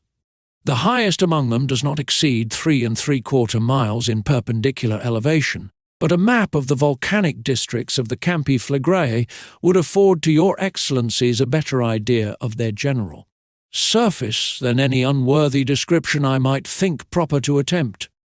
The greater part of them were in a state of evident eruption, and gave me fearfully to understand their fury and their power by the repeated thunders, page 41, of the miscalled meteoric stones, which now rushed upwards by the balloon with a frequency more and more appalling. April 18th. Today I found an enormous increase in the moon's apparent bulk, and the evidently accelerated velocity of my descent began to fill me with alarm. It will be remembered that, in the earliest stage of my speculations upon the possibility of a passage to the moon, the existence in its vicinity of an atmosphere dense in proportion to the bulk of the planet had entered largely into my calculations, this too in spite of many theories to the contrary, and it may be added in spite of a general disbelief in the existence of any lunar atmosphere at all. But, in addition to what I have already urged in regard to Encke's comet and the zodiacal light, I had been strengthened in my opinion by certain observations of Mr. Schroeter of Lilienthal. He observed the moon, when 2 days and a half old, in the evening soon after sunset, before the dark part was visible, and continued to watch it until it became visible. The two cusps appeared tapering in a very sharp feint prolongation, each exhibiting its farthest extremity faintly illuminated by the solar rays, before any part of the dark hemisphere was visible. Soon afterwards, the whole dark limb became illuminated. This prolongation of the cusps beyond the semicircle, I thought, must have arisen from the refraction of the sun's rays by the moon's atmosphere. I computed also the height of the atmosphere, which could refract light enough into its dark hemisphere to produce a twilight more luminous than the light reflected from the earth, when the moon is about 32 degrees from the new, to be 1,356 Paris feet. In this view, I supposed the greatest height capable of refracting the solar ray to be 5,376 feet. My ideas upon this topic had also received confirmation by a passage in the 82nd volume of the Philosophical Transactions, in which it is stated that, at an occultation of Jupiter's satellites, the third disappeared after having been about 1 or 2 of time indistinct, and the fourth became indiscernible near the limb. Page, upon the resistance, or more properly, upon the support of an atmosphere existing in the state of density imagined, I had, of course, entirely depended for the safety of my ultimate descent. Should I then, after all, prove to have been mistaken, I had in consequence nothing better to expect as a finale to my adventure than being dashed into atoms against the rugged surface of the satellite. And indeed, I had now every reason to be terrified. My distance from the moon was comparatively trifling, while the labour required by the condenser was diminished not at all, and I could discover no indication whatever of a decreasing rarity in the air. April 3rd. This morning, to my great joy, about 9 o'clock, the surface of the moon being frightfully near, and my apprehensions excited to the utmost, the pump of my condenser at length gave evident tokens of an alteration in the atmosphere. By 10, I had reason to believe its density considerably increased. By 11, very little labour was necessary at the apparatus. And at 12 o'clock, with some hesitation, I ventured to unscrew the tourniquet when, finding no inconvenience from having done so, I finally threw open the gum elastic chamber and unrigged it from around the car. As might have been expected, spasms and violent headache were the immediate consequences of an experiment so precipitate and full of danger. But these and other difficulties attending respiration, as they were by no means so great as to put me in peril of my life, I determined to endure as I best could. In consideration of my leaving them behind me momently in my approach to the denser strata near the moon. This approach, however, was still impetuous in the extreme, and it soon became alarmingly certain that, although I had probably not been deceived in the expectation of an atmosphere dense in proportion to the mass of the satellite, still I had been wrong in supposing this density, even at the surface, at all adequate to the support of the great weight contained in the car of my balloon. Yet this should have been the case, and in an equal degree as at the surface of the earth, the actual gravity of bodies at either planet supposed in the ratio of the atmospheric condensation. That it was not the case, however, my precipitous downfall gave testimony enough. Why it was not so can only be explained by a reference to those possible geological disturbances to which I have formerly alluded. At all events, I was now close upon the planet, and coming down with the most terrible impetuosity. I lost not a moment, accordingly, in throwing overboard first my ballast, then my water kegs, then my condensing apparatus and gum elastic chamber, and finally every article within the car. But it was all to no purpose. I still fell with horrible rapidity, and was now not more than half a mile from the surface. As a last resource, therefore, having got rid of my coat, hat, and boots, I cut loose from the balloon the car itself, which was of no inconsiderable weight, and thus, clinging with both hands to the network, I had barely time to observe that the whole country, as far as the eye could reach, was thickly interspersed with diminutive habitations, ere I tumbled headlong into the very heart of a fantastical-looking city, and into the middle of a vast crowd of ugly little people, who none of them uttered a single syllable or gave themselves the least trouble to render me assistance, but stood, like a parcel of idiots, grinning in a ludicrous manner and eyeing me and my balloon askant, with their arms set akimbo. I turned from them in contempt, and gazing upwards at the earth so lately left, and left perhaps forever, beheld it like a huge, dull copper shield, about 2 degrees in diameter, fixed immovably in the heavens overhead, and tipped on one of its edges with a crescent border of the most brilliant gold. No traces of land or water could be discovered, and the whole was clouded with variable spots and belted with tropical and equatorial zones. Thus, may it please your Excellencies, after a series of great anxieties, unheard-of dangers, and unparalleled escapes, I had, at length, on the 19th day of my departure from Rotterdam, Page arrived in safety at the conclusion of a voyage undoubtedly the most extraordinary and the most momentous ever accomplished, undertaken, or conceived by any denizen of earth.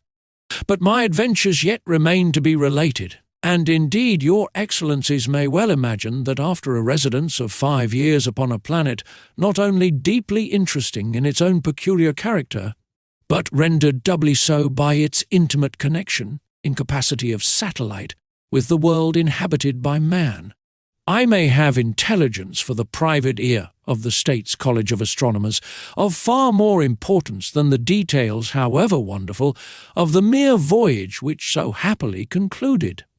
This is, in fact, the case. I have much, very much, which it would give me the greatest pleasure to communicate.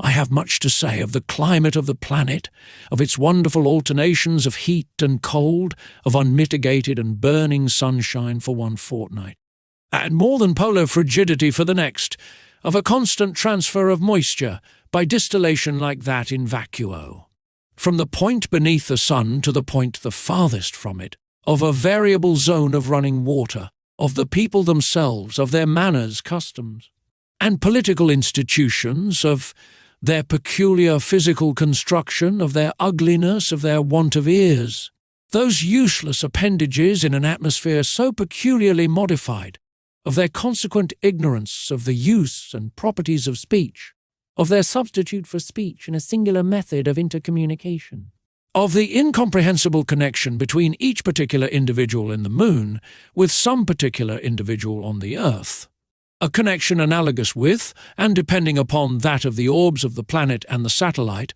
and by means of which the lives and destinies of the inhabitants of the one are interwoven with the lives and destinies of the inhabitants of the other, and above all, if it so please your excellencies, above all of those dark and hideous mysteries which lie in the outer regions of the moon, regions which, owing to the almost miraculous accordance of the satellite's rotation on its own axis with its sidereal revolution about the earth, have never yet been turned, and, by God's mercy, never shall be turned, to the scrutiny of the telescopes of man.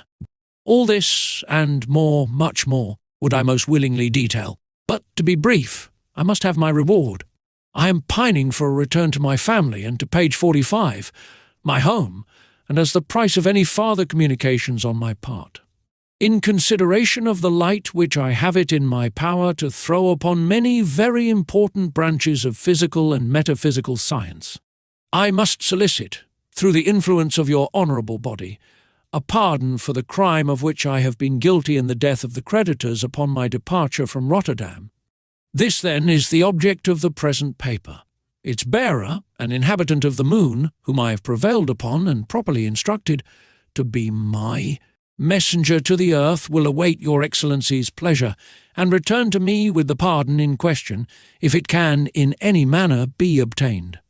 I have the honour to be, M.P.C., Your Excellency's very humble servant, Hans Pfaall. Upon finishing the perusal of this very extraordinary document, Professor Rubadub, it is said, dropped his pipe upon the ground in the extremity of his surprise, and Mynheer Superbus von Underduk, having taken off his spectacles, wiped them and deposited them in his pocket, so far forgot both himself and his dignity, as to turn round 3 times upon his heel in the quintessence of astonishment and admiration. There was no doubt about the matter. The pardon should be obtained. So at least swore, with a round oath, Professor Rubadub, and so finally thought the illustrious von Underduk, as he took the arm of his brother in science, and without saying a word began to make the best of his way home to deliberate upon the measures to be adopted. Having reached the door, however, of the burgomaster's dwelling, the professor ventured to suggest that as the messenger had thought proper to disappear, no doubt frightened to death by the savage appearance of the burghers of Rotterdam, the pardon would be of little use, as no one but a man of the moon would undertake a voyage to so vast a distance.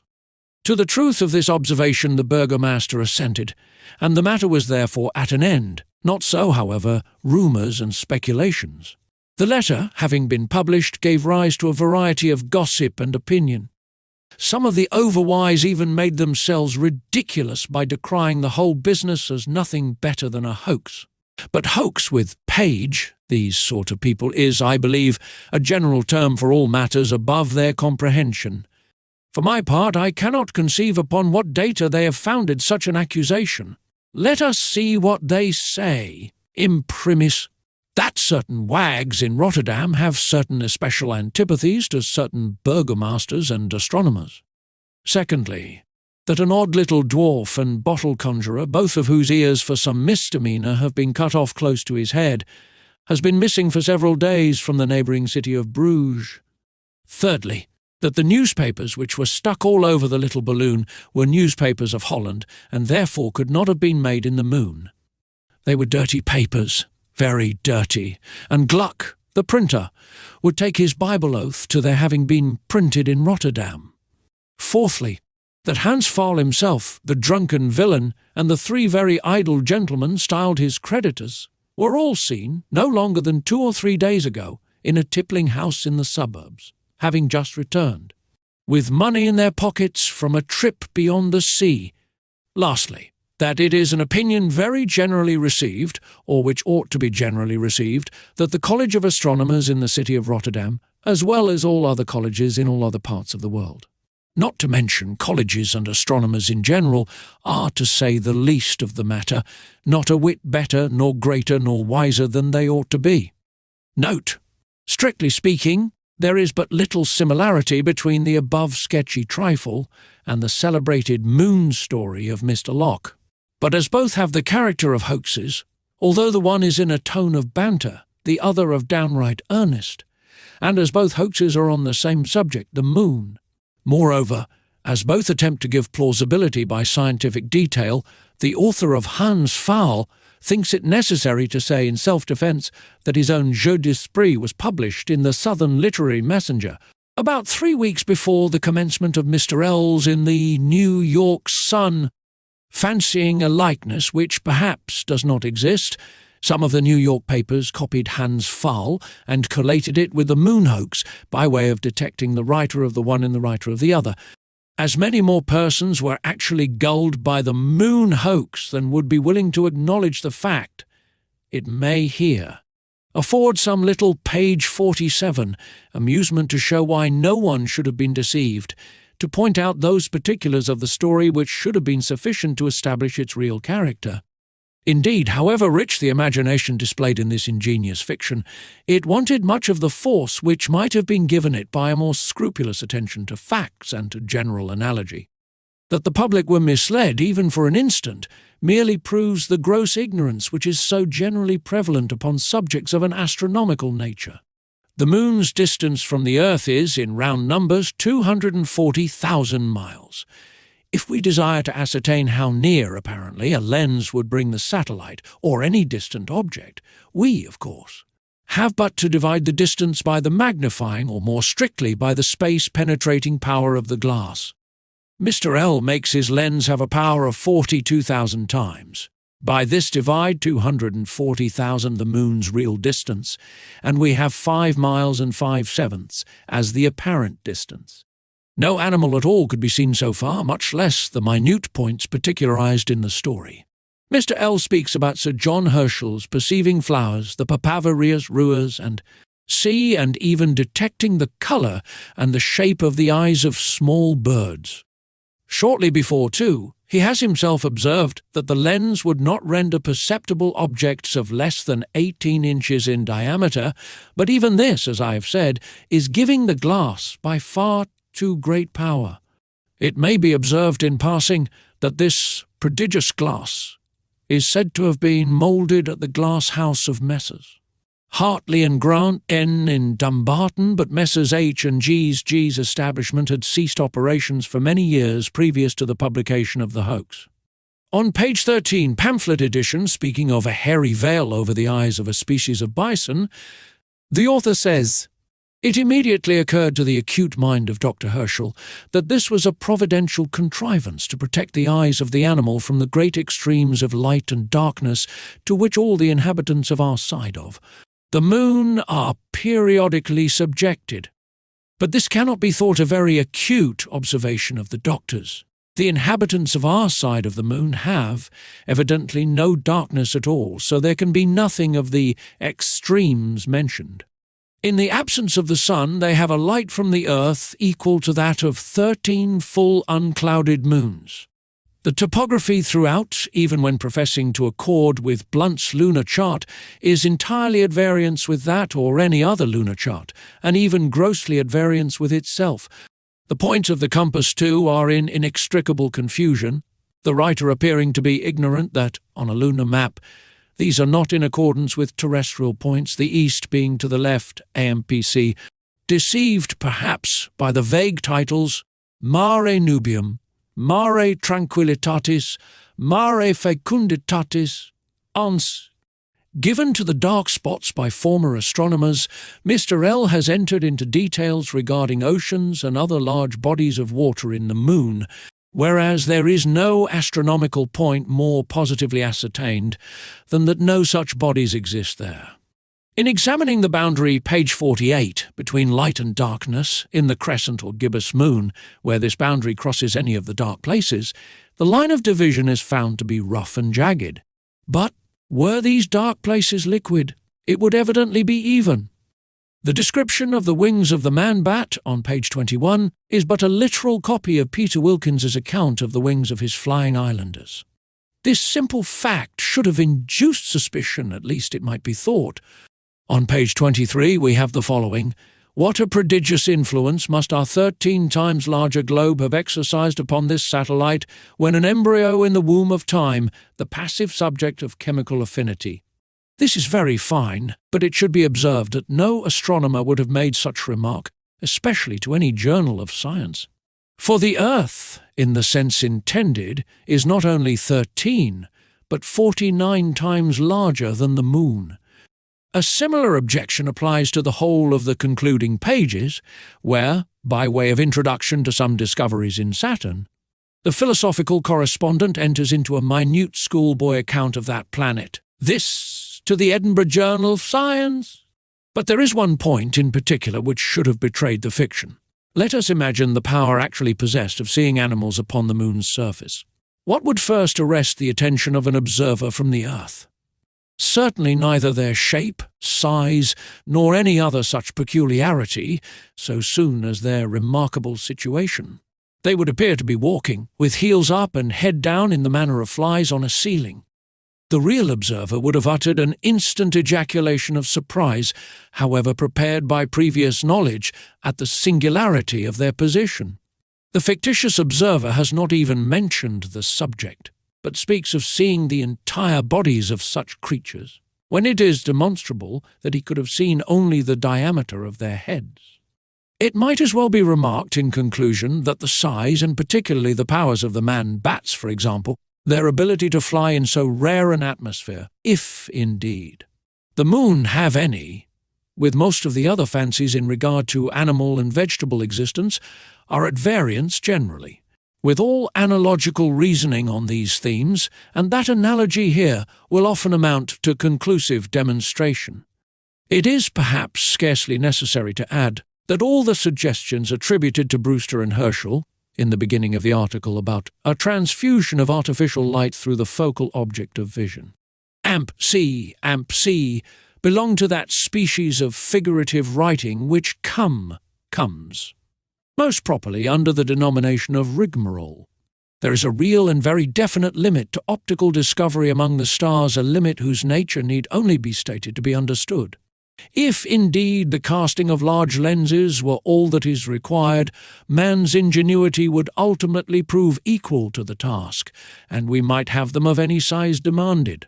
But, unhappily, in proportion to the increase of size in the lens, and, consequently, of space-penetrating power, is the diminution of light from the object by diffusion of its rays.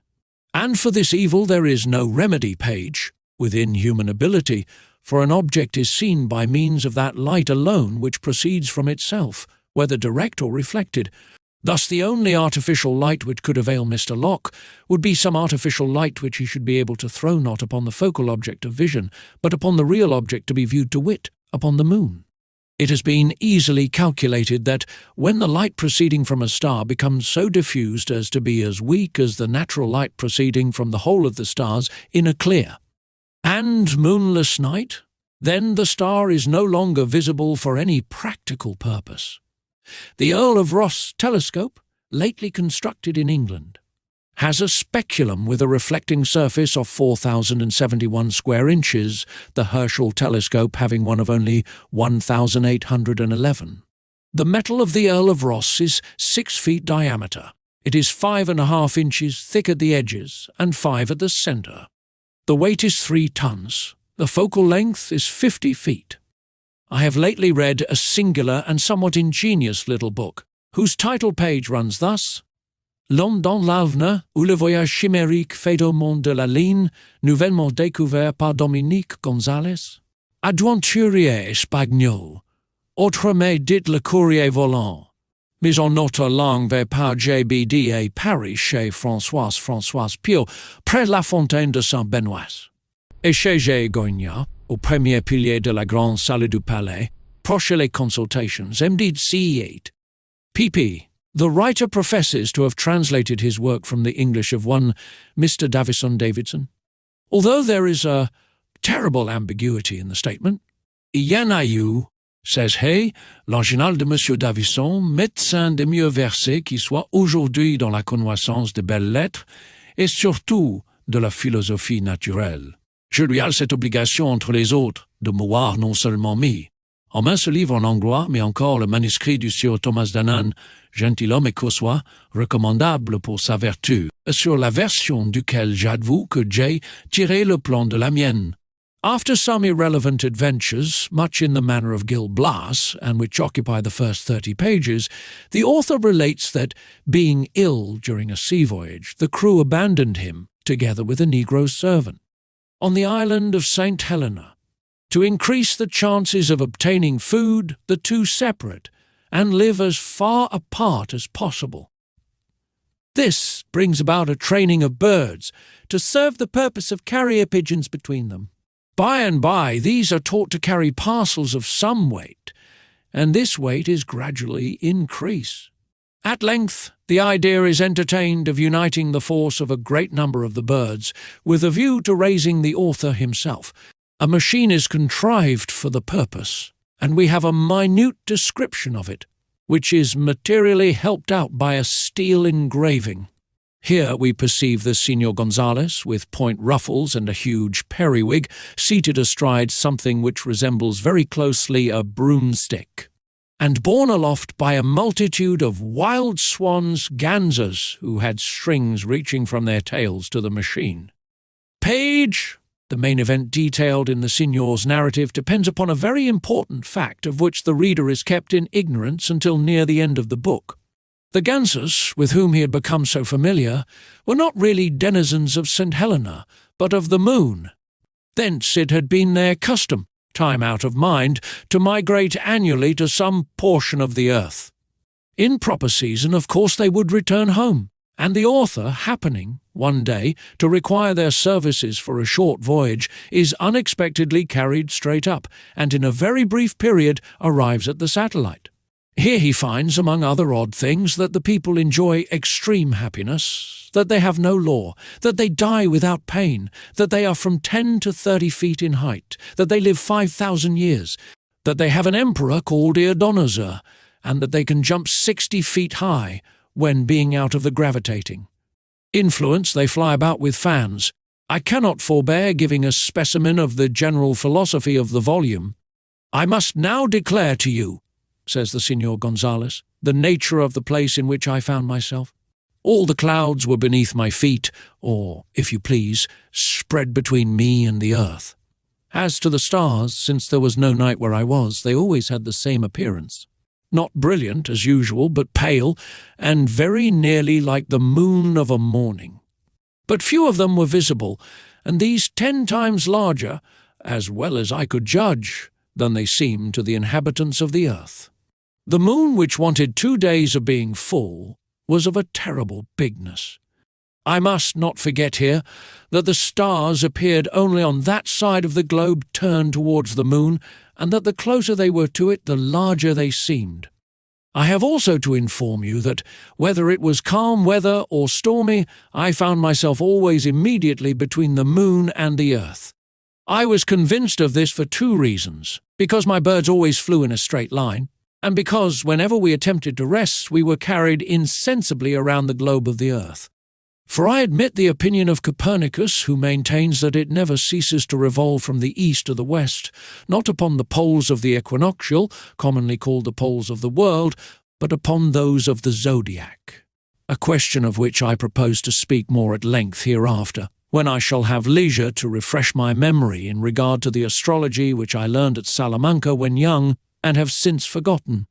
Notwithstanding the blunders italicized, the book is not without some claim to attention, as affording a naive specimen of the current astronomical notions of the time.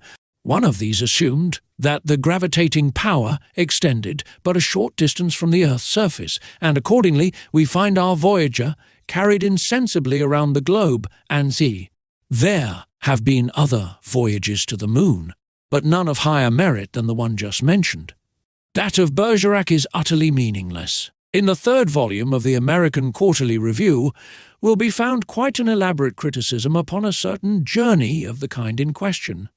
page 51, criticism in which it is difficult to say whether the critic most exposes the stupidity of the book or his own absurd ignorance of astronomy.